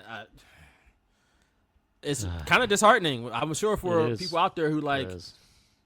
have been victimized in some way or done wrong in some way by Vince, and it's like, but he just gets to go out there on television that he's, somebody paid him $1 billion for in front of, I don't know, 10,000 people and get cheered like nothing happened. People throwing He's playing flowers to the at him. crowd, playing to the crowd, making them cheer him even louder than they are. Like, that's, and they do it. They literally react and do it. It's like you said, this is why victims don't come forward. Just point them to that. You have these idiots that are like, oh, why didn't she say something sooner? Or why didn't she say something at all? This is exactly the reason, because they believe they won't be believed, and it's exact situations like this. Yeah, that's terrible. This is awful. I gotta stop looking at Twitter again so we can get back to It's something else. Another terrible person, Chris Benoit. What the hell are we doing? Yeah, man. What are we doing? Talking about WCW back in 1996, because this match is crazy. Because again, Benoit gets kicked down the steps, not once, but twice. So he got kicked down and he kind of stopped, and then Kevin Sullivan came back. It's like, no, you're going all the way down. Exactly. And then you Get see out. like the hard cam, Jimmy Hart watching from the ring, like perched up on the second rope as it pans back. I thought that was hilarious. That was a great production. That was wild. At one point, they make their way back to the ring. Benoit sets up a table in the corner on the top rope. Right? He and Sullivan eventually make their way up there, only for Benoit to hit Sullivan with a superplex off the table, which was a wild spot back in 1996. The fans went crazy when this happened, and then they also went crazy when Benoit pinned Sullivan for the win to end a wild match. Yeah. Even by today's standards, the bathroom scene alone was like, what in the hell is going on here? But there we were. So another wild one here at Great American Bash in 1996. Jimmy Hart 0 for 2. What would that sound like? Oh, no, baby. We lost again. Taz, come on, baby. Come on. Oh, yeah. No. 1, 2. Oh, god damn, we lost again. And then he runs away again. Oh, no, I'm getting beat up again. I gotta go. When the Four Horsemen comes out and then beats up on Kevin Sullivan. Yeah. He was like ready to hug Arn Anderson. Right. Oh, that's funny. So he tried to run away. Arn Anderson stopped him. And then, they beat up on Kevin Sullivan. Dungeon of Doom comes out. They chase the Horsemen away. All hell's breaking loose here. And then we go backstage with Gene Okerlund again. Again. Who's with... What's that? Again. Again, with three members of the Four Horsemen. There's only 3 of them. We got Flair, Arn Anderson, and Chris Benoit. So you assume a 4th is coming on the way. It's happening tonight, though. Oh. We get a promo from them about the main event. Well, not really the main event. It was a main event, actually. The NFL versus WCW match. No one really cared about the world title match that much. Neither did WCW. We'll talk about that in a little bit. But then we move on to another pretty good match, in my opinion. Sting versus Lord Steven Regal. Yeah, the promo was terrible. But this match made up for it because Steven Regal, number 1, or William Regal, fantastic. I can't say enough good things about how good he was. His facial expressions, some of the greatest of all time. Like when he tried to shake Sting's hand, the look on his face when he was like trying to tell the fans to shut up, like he's so funny. He's so good. And it's great that like he was I guess he came 93 to WCW and something like that. He's been like the same character the whole time. It's great with like the facials, everything. It's pretty much, yeah. So great. Yeah, William Regal, a classic, but this match also very good. I thought Sting was very giving to William Regal, or Steven Regal, I should say. That he got a lot of offense in. Yes, Sting is going to win. Spoiler: Sting is the franchise is going to win this match, but he made Steven Regal look pretty good, I thought. And there was really nothing too fancy about it. They just went to work for a little while.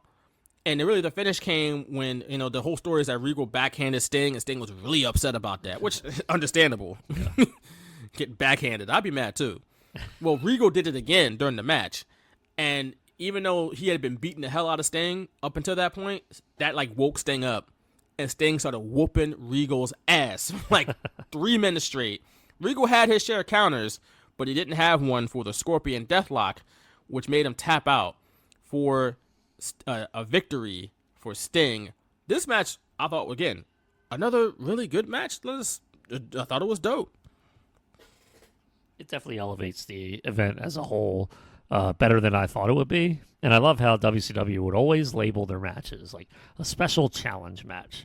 Like, okay, whatever. But that's the sport aspect that I loved about WCW because they always added something that, even that, a special challenge match. So, cool. It's not just Sting versus Steven Regal. There's a special challenge match. So, just little things like that. And, yeah, the promo beforehand notwithstanding, this was absolutely awesome. Probably my favorite part of the pay-per-view, minus, the Eric Bischoff getting power bombed. But, yeah, this definitely was way better than I had anticipated going into it because this is the first time I watched this match as a whole. Really, this event as a whole, because I would always just watch Bischoff getting powerbombed and Mongo joining the Horsemen. Those are my favorite moments. But watching a whole event, definitely this is probably an underappreciated match of William Regal's WCW tenure. I would say this is a little bit of a hidden gem here because who knows who to think of that Sting and Steven Regal had a pay-per-view match. Mm-hmm. They did in '96, and it was damn good.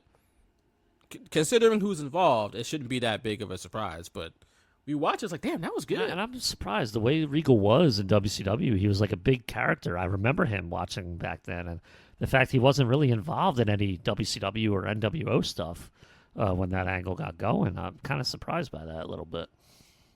Yeah, he really wasn't. We don't know exactly why. Behind the scenes, he had his issues, but as a character and as a wrestler, what he brought the previous 3 years that I had seen him in WCW would have been great.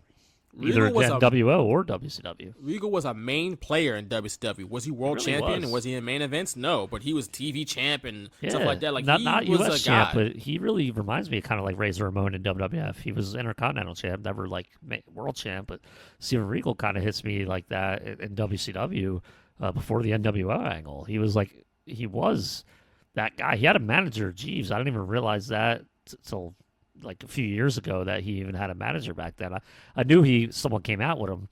I didn't realize that was Jeeves. And then he had teamed with Bob Eaton, and then Dave Taylor came out. And that's kind of what I remember the most about him, because as a kid growing up, I was watching. Do you think he was a loser because he had multiple tag team partners? Not, actually. I did not. I was like, I mean, like, I maybe I did, but I kind of didn't take him seriously because he was never in the main event. I didn't even realize he faced Sting here because I wasn't watching WCW pay-per-views back then. Sure, I do Hall and Nash were in WCW now, but that wasn't enough for me to ask to order a WCW pay-per-view. I didn't even order Bash at the Beach in '96. So, oh man, it wound up getting the VHS tape a few years later. I bought it from Sam Goody, I guess. But Sam Goody, man. That's a blast from the past. But speaking of Bash at the Beach, we get an ad for that after this match. Yeah. It was a normal pay-per-view. Nothing of note happened there. No. Nothing, no big deal. It was funny. Tony was talking about having 100,000 people at the previous Bash at the Beach in '95 because they were literally on a beach on a coast, and I guess theoretically you could say 100,000 people were in that area. I still find that hard to believe. I don't think 100,000 not near people, the ring, but like along the coasts on the beach, right. Sure. But I don't think definitely not around the ring. I don't think WCW ever had a crowd of 100,000 ever. He said $100,000 to see 100,000 people there to see Bash at the Beach. I was like, that was not I don't the think case. so. Not during the show. Maybe 5,000. Right, 100,000. Okay. What is this, the Daytona 500? Like, what is this, like a race track? No, it's a beach that no one is going to see WCW wrestling. But we move on. It is now time for the NFL versus WCW showdown. It is Ric Flair and Arn Anderson going up against Kevin Greene and Steve Mongo McMichael. And this match was so big that they had to have Michael Buffer come out to announce it. Ooh. He got 2 matches on this night. He did. He got 2 matches. He introduces everybody, and Deborah comes out with a little dog for some reason. Pepe, I think the dog's name. I think Mongo had that dog while he was doing commentary. He did. I forgot about that. Yeah. He absolutely did. I completely forgot about that. What I thought of, though, when I saw that dog was an episode of Martin where he had a show, and Hustle Man came on the show with a little dog named Ice Pick, and he was supposed to be a rapping dog. The dog did not rap. and he was like, go ahead, Pick, do it. And everybody's like, go Pick. And then the dog was just standing there looking around at everybody. And he was like, man, get your ass out of here with this dog. He's like, no, hold up, I got a flea that can pop lock better than Rerun. Like a flea. So that's what I thought of when I saw Pepe the dog, who I forgot was on commentary with Mongo when he was on commentary. I like how Mongo and Kevin Greene started off with like a defensive line drill, like a roll or whatever in the ring, and it's supposed to get him fired up or something like that. I mean, but this was both of their pro wrestling debut, by the way, which I'm kind of surprised that they put them on a team together, right? Instead of like having them with a veteran. But I guess if you're going against someone, it's good to go against Flair and Anderson. Flair and Arn is a good pair to go up against, I guess, if you're having a wrestling debut. I'm just surprised they put them on actually the same team. But whatever, that's the way it went. You know? I guess Arn was the piece that held everything together, because I could see Flair getting annoyed with green guys. But Arn, I could see him just being like, let's do this, let's do that. And I'm sure maybe they trained he was nicer well. because maybe he was nice because it's Kevin Greene. I've heard him say nice things about Kevin Greene, over the years. I do think Steve McMichael might have trained. He might have been told he was going to wrestle in WWF because he came in WrestleMania 11, part of Lawrence Taylor's team, and he was there for a bit. He even did commentary on Raw one time, and then he just kind of went to WCW. So I think he was probably thinking he was going to wrestle in WWF, and WCW just made him an offer. And then the entire time he was commentating, he was perhaps training. So who knows? I don't know the whole backstory, but that kind of lines up my timeline. It sounds good to me. Yeah. I made the story, so I made the story up. It sounds good. And I'm sticking to it. But Kevin Greene only had 5 matches in his career. I did not know. Well, obviously he was at the Great American Bash the next year against Mongo. Yeah, that's right, against Mongo, yeah. But I forgot he had a match at Bash of the Beach against the Giant in 1998. Yeah, I did too. I think he had long hair at that point. I think he grew it out a little bit. Well, he usually had long hair. As a player, he always wore long hair. I guess he cut it for some reason after he left the Steelers. But usually he had long hair. So I think I remember looking at the Bash of the Beach 98 match thing, and I was like, Kevin Greene wrestled on there? Right. Because at that point, they had 2 NWOs, and the Giant was like a heel at that the Hollywood NWO. So things changed dramatically. Yeah, exactly. I don't even remember how that came to be, but it's funny funny having him wrestle in 98 and Attitude Era, WCW with 2 NWOs. I forget about that. By that point, they had 2 NWOs. That's just a funny statement. That's how bad things got. Only 2 years later. Only 2 years later. Mongo, of course, had well over 100 matches and eventually became the United States champion and had an angle over his Super Bowl ring with Goldberg. How about that? But we move on to the match itself. Well, before the match, I should say. I also was looking up research on Mongo. I had no idea that he actually coached football, too, for the Chicago Slaughter. You ever heard of the Chicago Slaughter? I have not.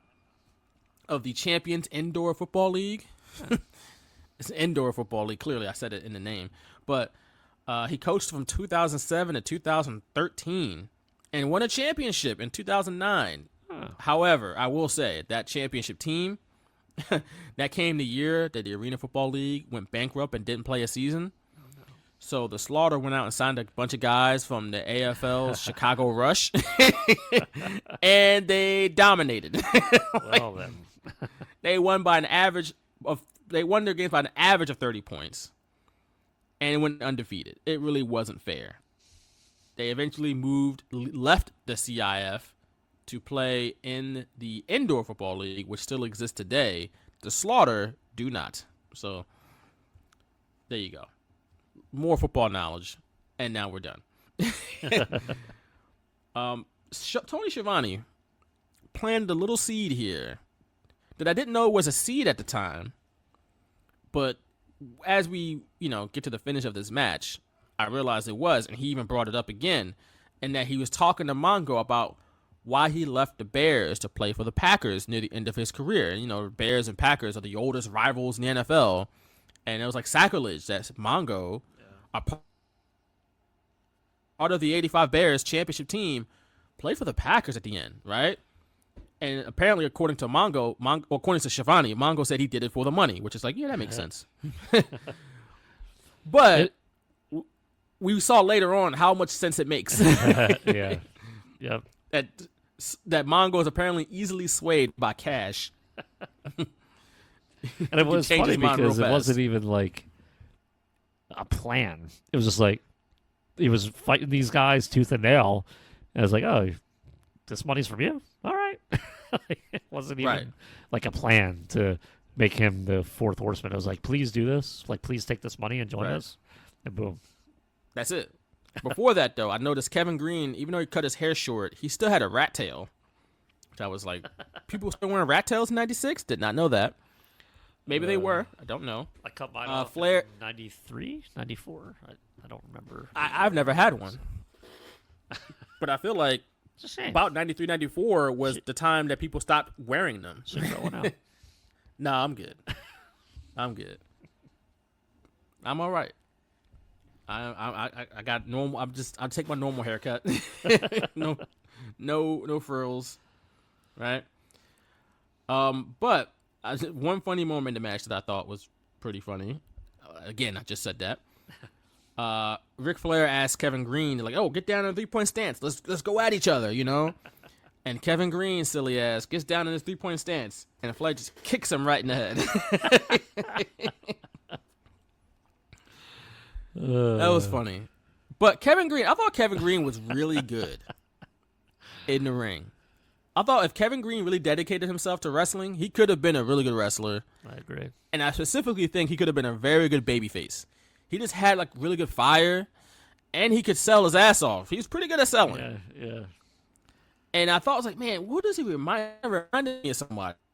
And the first person that popped in my head was John Cena, because he would do the flying shoulder tackles. I was like, Cena stole all of Kevin Greene's offense, or what? What happened here?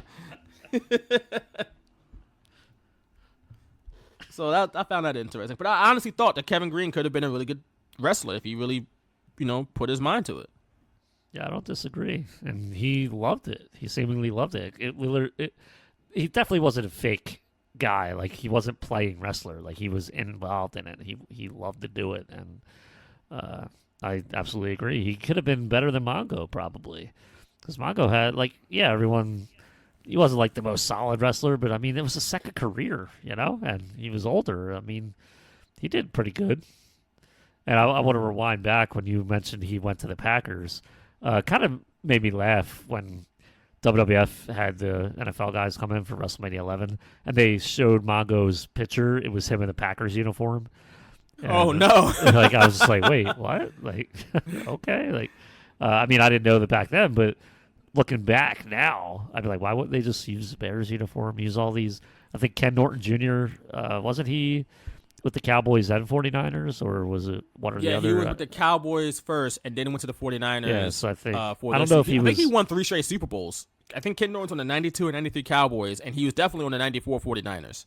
So he might have won 3 in a row. So they used, 49ers for him, I believe. I wonder if he was still playing. I wonder if any active... I think he was, because he played He played on the Niners in 94, so this would have been 95 before the 95 season. I'm willing to bet Ken Norton was still on the Niners in 95. Yeah, so it just makes me laugh. But you're using a Packers. Mongo had retired already by 95, so they didn't have to use Packers his most recent photo. Like, they could have used the Bears photo because I'm pretty sure he had retired already by 95. If I'm not mistaken. I think so too. But Ken Norton played after he left the Cowboys, played the rest of his career with the Niners, and I did not know that. I thought he might have gone somewhere else. But Mongo, I'm pretty sure he retired like 92. I think he's been retired. Let me check this out real quick here. Mongo McMichael. When did he retire? When did he retire? And Wikipedia, tell me right now. Tell me right this second. I think you're about right. 92 or 93, probably. Maybe 94. Like I don't know. But, yeah, seeing him in the Packers uniform is just weird to me, looking back. I didn't know any better back in 95 because I didn't know any NFLers except Randall Cunningham. Mongo's last season in the NFL was 94. Okay. So his last season before WrestleMania 11 was with the Packers. Got you. So maybe but he only played 1 year there, right? Yeah, that was his last season. Yeah, so why use the Packers uniform? So weird. I guess because it's still fresh, whatever. I don't know. I wouldn't want to be in charge of making those decisions, but looking back now, it's kind of funny. And maybe since he wasn't everything retired he yet. wore in WCW was Bears related. Right. But maybe he wasn't technically retired yet. Right. That's true. So, whatever. Moving on back to the match. Okay. We talked about Kevin Greene. All of a sudden, the women, for one, the woman you hear screaming during the match, it's woman, Nancy Sullivan / She did Benoit. that all the time. She did it all the time. So in case that startled you, like it startled me, I was like, oh wait, that's a woman. Ric Flair tries to leave at one point. Randy Savage brings him back, and this is when Flair and Mongo started wrestling against each other in the ring. They had zero chemistry in the ring. What? Things came to a standstill when Mongo and Flair was in there together. Things were better with Flair and Kevin Greene, not with Mongo for some reason. I don't understand what happened there. But like you said, you thought Arn Anderson and Flair led the match. Well, of course they did. They're the veterans. Even at one point, Mongo's chopping Flair in the corner. You can hear Flair go, Beal. And then next thing you know, Flair is flying through the air after a Beal. So that's obvious, though. I mean, even if ring with Flair and Arn, they're probably going to be calling the spots. At one point, Mongo and Kevin Greene put figure fours on both Arn Anderson and Ric Flair. Crowd goes crazy. The women, though, they start trash talking and then they just leave. I think the Four Horsemen women of Woman and Miss Elizabeth chased off Deborah McMichael and Terry Green. And we don't see them for a little while. We'll see them again at some point. Specifically when Chris Benoit comes out and helps out the Four Horsemen. He attacks Randy Savage. And it's like, wait, did they have matches against each other, Randy Savage and Chris Benoit? I don't recall. But that would have been crazy back in the day. Maybe on a throwaway But eventually, Nitro. Probably. That's why I can't rule it out. I just don't remember any big matches between them, like pay-per-view matches. Yeah. But eventually, like I said, Deborah McMichael comes back out. Not with Terry Green, though. She comes out with Miss Elizabeth and Woman. Huh. And she's in an evening gown, and she has a briefcase. And she comes out and hands the briefcase to Mongo. And in that briefcase, Mongo saw a Four Horsemen t-shirt and a whole lot of money. And in that split second, he said, I want the money. And he immediately turned on Kevin Greene. All that football camaraderie and chemistry they had went out the window when he saw the cash money. Dollar bill, y'all. That's what he said. Cash rules everything around me. All right? Dollar bill. And then boom, upside of Kevin Greene's head with that suitcase. And Ric Flair went for the pin and won. And that was it. Like you said, it wasn't like a big plan. It was just, here, Mongo, you like money? He's like, yup, I know what to do now. Boom. Thank you for the money.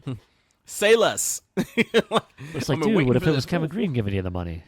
Come on. No, it was a Four Horsemen. That came with the Four Horsemen shirt.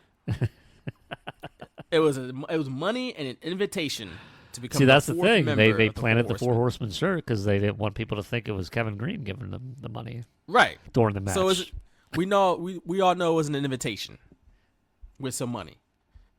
So he wasted no time taking that money. Put the shirt right on. Right. Put it right on, bro. He immediately helps them beat up Kevin Greene and Randy Savage after the match, too. Like, just immediately. Y'all paid me. I don't feel nothing for this man no more. Stomp his ass out. What the hell is going on here? And that's where that came from. That's Dusty a said different this one. after this turn. Really? That's his first one. He said the same thing when Hogan turned on Savage at Bash at the Beach. He did. He had the same line. Did. The other one is the one I have clipped from Bash at the Beach. This one is from Great American Bash. Now listen to this one. Great American Bash. Listen. What the hell is going on here? And now I'm gonna find the other one. Jeez, I just messed it up. Damn it! I had a mess. All right, we're gonna do this again. I'm looking for it. Where the hell's Dusty? There we go. Okay. It sounds identical, though. All right, 51. There we go. All right, so listen to this. What the hell is going on here? This is from Bash at the Beach. What the hell is going on here? That sounds identical, bro. The decibel is a little really bit close. higher. It's very close. Very close. That's very close. One is Steve McMichael joining the Horsemen, and the other is Hulk Hogan turning his back on WCW. Everything is important to Dusty. Equally important. Right, because this was like, I even put in my notes, this was like a major turn at that point. It was. But was vastly overshadowed a month later. Mongo was the fourth man. We didn't give a damn about the fourth man. We cared about the third man the next month. And that was Hulk Hogan. Sorry, Mongo. Hulk Hogan turns his back and betrays WCW. What the hell is going on here? Steve Mongo McMichael joins the Four Horsemen. What the hell is going on? Same. So funny. Couldn't believe it. Couldn't believe it either way, man. He kept that energy. He did. And then Shivani reminds us, hey, he left the Bears to go to the Pack for the money. There you go. And here he is chasing the money once again. It's like they try to play like this was the NWO, like the Four Horsemen was taking over WCW now. Right. And then the NWO came, and they were way cooler, and like, way more badass. And it was like, you know what? We don't care about these Four Horsemen no more. And the NWO was like, Watch out, we're coming hard! whoa. Every time it's like pause. everything. And I have this saved every week. Every week, it's gonna come in boy. handy, I'm sure. Oh boy. Speaking of the NWO, well, they're not known as NWO yet. There's just two guys, two invaders. Were they known as the Outsiders yet? Even at this I point, believe so. Yeah. Okay, I so don't the know if they- Outsiders. Honestly, Maybe it was after this because they didn't refer to Maybe. them as the Outsiders on this show. no. It's not that I can recall. I don't even think they used their names yet. I don't think so neither. I don't think they ever said their name on this broadcast. Because I remember the They first just- time I heard Scott Hall and Kevin Nash was like on a Nitro or something. They just saying these outside guys that want to come here and start a war where the big boys play. Oh, we're going to give it to them, baby, like type of thing. But they never said their names, I don't think. But the first thing, so out comes Eric Bischoff. And he reminds people of the quote-unquote interruptions on Nitro from invaders. So again, didn't say their names. Of course, those invaders were Scott Hall and Kevin Nash. They come out, which is like, make me think, if they're really trying to invade your show, why would you give them TV time? Like, In the main entrance. Just come on now. Right. You're backstage. Just wait. I'm going to go out and I'm going to introduce you guys. they get a whole big special time slot just to themselves. They get the whole spotlight. Bischoff granted them a request for a match, but 3-on-3. And they announced it for Bash at the Beach. And Bischoff's like, hey, do you work for WW blank? They bleeped it out on Peacock. Yeah. They might have done it on pay-per-view. But do you work for WWF? They was like, nope. Right? And the big main and the medium main are going to make things happen at Bash at the Beach. I love that line from Scott Hall. It is The great. big main and the medium main. Like, I ain't little, but I ain't big. I'm medium. That's really funny. Right? So they announced it for Bash at the Beach, and then Hall and Nash are like, hey, who's your team? Who your guys going to be? We got a surprise third guy, which of course turned out to be Hulk Hogan. Who your guys going to be? Our surprise buddy. Like, what a way to say it. It's just, Right. like, you talk about script writers and whatnot, and Scott Hall just like, our surprise buddy. Like, Right. it just Only sounds the weird. biggest babyface in the history of the planet by that point is going to be on your side. A little more. I guess you can't give that away though. You can't, hint that it's Hulk Hogan. But the phrase "surprise buddy" cracks me up. Just say you have a buddy, like our third guy. He's like our surprise buddy. Like, Well, they're not going to announce it. Even though they have a surprise buddy on their side. They were really mad when Bischoff didn't tell them I know. who was on WCW's team. Like, you just said you got a surprise. WCW can't have a surprise neither. Like, it's like, nah, we whooping your ass right now. They punched Bischoff in the gut. Kevin Nash hoists him up and jackknife powerbombed his ass off the stage through a table. And a hush came over the crowd. Like, oh my God. This is... Because that stuff did not happen on WCW TV. No. Especially to, like, announcers and authority figures. Like, not normal. Right? And then... as they're leaving, Scott Hall goes, the real big boys, they just left the building. Which is classic. And no one from WCW came out to help in any way. They were just doing whatever they wanted. Yep. And the real big boys have left the building. Holla at y'all. And we just power bombed your mans. What you gonna do about it? Where you want to take it? Like, pretty much. That's what happened. Yep. Where you want to take it?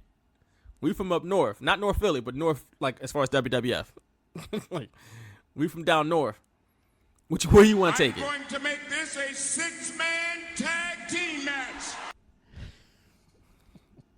Teddy Long would have came got out and powerbombed said too. that. Yeah. Right, he would have got powerbombed too. Right So on there's top of that. Bischoff. Right. Bischoff, they trying to tend to him and take him away, and here comes Teddy Long just flying down. And watch out, guys! Got another body coming down. Incoming! So, Tony Schiavone so concerned about Eric Bischoff, he eventually gets up from the broadcast position to tend to him as well. And Dusty Rhodes, he's solo dolo on the mic now, and it's like, man, well, look, we ready for war. You're gonna come here and talk all this nonsense. We out here. I can't do nothing. I'm an old man, but we got other people in the back that's ready to whoop y'all ass though. They I told you in 2 years though. Right.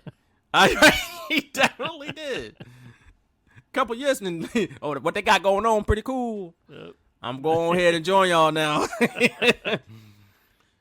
But back then, I didn't notice it in the beginning, but I noticed it here when Tony leaves. He's wearing a tux, and Dusty just has jeans and a T-shirt on. Like he ready for the bunkhouse brawl. The champion logo on it. He ready for the bunkhouse stampede. It's like, bro, this is Great American Bash. You're on television. Tony is in a tux, and right. Dusty's just like, Dusty is like, I'm ready to defend this bunkhouse stampede title. What's happening? I'm ready to fight. So there's that. Dusty is talking all the trash. Talking big, real heavy. Little did they know, the NWO's been whooping their ass for like 2 years. But WCW is talking. WCW is talking real heavy on this night. This is where the big boys play, y'all. Yeah. We got the biggest of boys, and they play here. And meanwhile, Eric Bischoff is getting powerbombed through a table, and no one did anything. And I think they were talking tough at Bash of the Beach, too. Like announcers and everything. That's hilarious. Where they at, though? Where the big boys at, though? The big boys play here. Look at the adjective. Play. Where they at, though? Nowhere. We move on to the main event of the evening. It is for the WCW World Heavyweight Championship. On paper, the main event of the evening. Yes, only on paper. Just see the main event. In name only. It is the Giant defending his championship against Lex Luger. Let's get ready to rumble. Let's get ready to stumble into this main event. Stumble our way through this main event because it was whack. Before that, though, Lex Luger comes out. He sees Bischoff all laid out. He goes, hey, is he alive? Yeah. All right. Let me go on ahead with this title real quick. Let me head on down the aisle. At one point, Sting comes out to prevent Jimmy Hart from interfering in the match and chase him out of the arena. How does that sound? It's like, oh, baby. Oh, no, baby Sting. Whoa, get away from me, baby. I'm out of here. Where were you 5 minutes ago, though? we could have used you for Eric Bischoff. Why are you chasing me? Yeah, because at this point, he had already slapped Scott Hall on TV. So, yeah. Come on, Sting. Where you at? Come on, Sting. Where you at, though? You one of the big boys. You the biggest of boys. You the franchise. You the man. Where were you? You chasing Jimmy Hart. Leave Jimmy Hart alone. Pick on somebody your own size. The real big boys left the building, bro. Now you want to be mad. But Jimmy Hart's 0-2 on this night. Like, give him a break. 0-2, but he'll get a W. He will. He gets a big W. But this match was boring. Whoa, was this match boring? Yeah. And all Dusty and Tony talked about was what had happened to Bischoff and what had happened with Hall and Nash. They didn't even talk about this match like that. This is the main event. It's one thing for them to do it during the cruiserweight matches in the opening of the show. This is the main event. This is just how world title. They talk big and they don't do anything. I think when Sting came out, this is what happened. Yeah. Run him out. Hit him with a mega foot on the head. There you go. Right there you go. The way we feel right now, hit anybody. Well, really, let's all fight. Let somebody start a fight. Yeah. What are you guys doing then? The hell? Trying to get your coworkers in fights with two outsiders? Let somebody start a fight. Not me. Somebody else. Exactly. And as soon as somebody else throw a punch, I'll follow up. I'll call it. Right. No, I'll find. I'll call you. I'll say you did it. That's all I got for you, though. What the hell is going on here? Don't ask me for anything else but that. But let's go, though. Like, somebody start this fight. Anybody. Any takers? Not tonight. Lex Luger tried his damnedest to win this match, though. Like, he hit the Giant with like 12 forearms. Remember, the forearm has the metal plate in it. It does. All he did was get Giant to a knee. Then he tried to put Giant in a torture rack, and then just fell flat on his face from all the weight. And that was it. The Giant crowd picked was him up getting with so hyped, and then it's like, boop. Nope. boop on his face. Done. Giant picks him up for the choke slam, pinned him, won the match. End of the show. Not end of the match, end of the entire show. Like, what? We waited all night for that? Not even 10 That match minutes. is whack. I'm Not sorry. even 10 minutes. That match is trash. I understand, like, Giant is still very new. He's still very green. So you don't want to drag him into the deep water just yet and give him 15, 20 minutes, which really isn't even the deep water for a lot of veteran guys. They can go 30, 40, 50 minutes. But for him, that would have been deep water by that point because he's still such a green talent. But damn, we can't do more than that in that 9 minutes? Like, we got to make the most out of those minutes. And I just don't feel like they did. It just felt like another match on like a Nitro, the way it ended so anticlimactically. And I understand the finish with the torture rack was supposed to be like the big pop. No, it did, but then it fell, and it's like, well, that's the end of that. Like, Yep. It just did not go over well at all. So there is Great American Bash 1996. Nick, any final thoughts on this here show? I just don't like how they changed Beach Blast to Bash at the Beach. So I gotta have two batches back to back. It's so weird. I never liked That's that. fair. But- But Beach Blast is a terrible name. What? Beach Blast sucks. I'm sorry. What is a Beach Blast?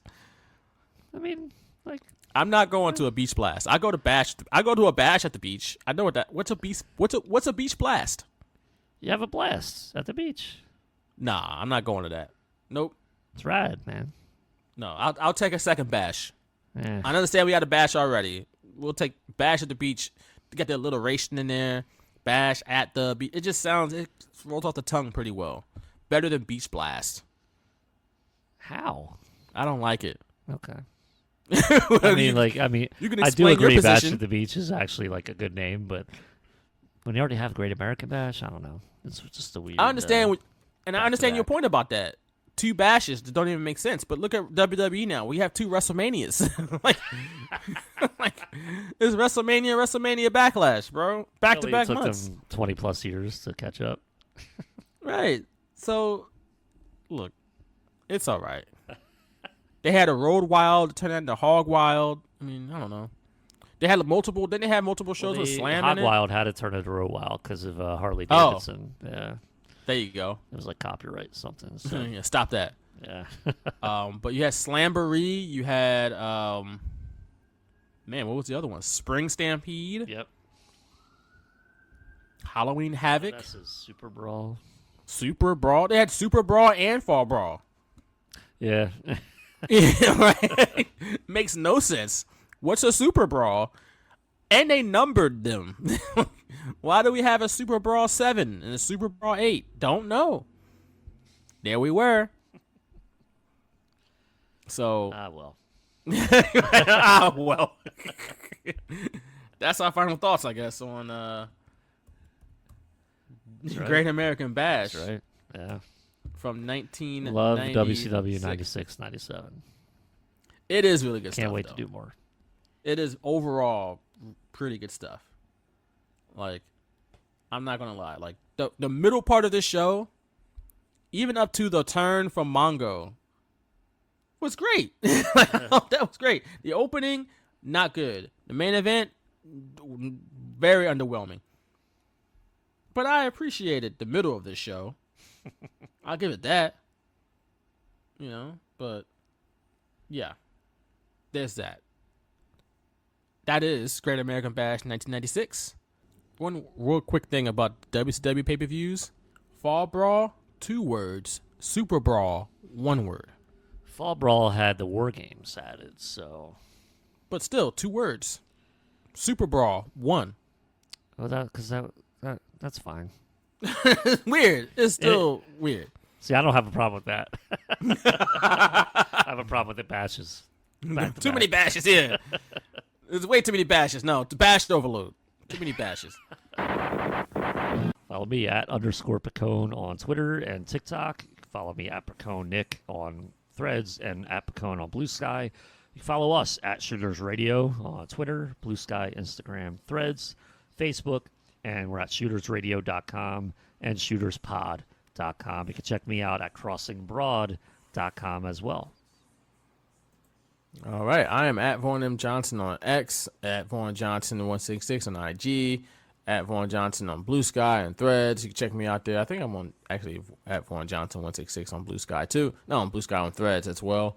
But you can check us out on Patreon, patreon.com/shootersradio, where you can request a future deep dive just like this one. And when you do, you can make a cameo on the show that we're diving deep into. Once again, patreon.com/shootersradio. I'm gonna scrutinize you to the fullest, pasteurize you, homogenize you, and synchronize you back into morality.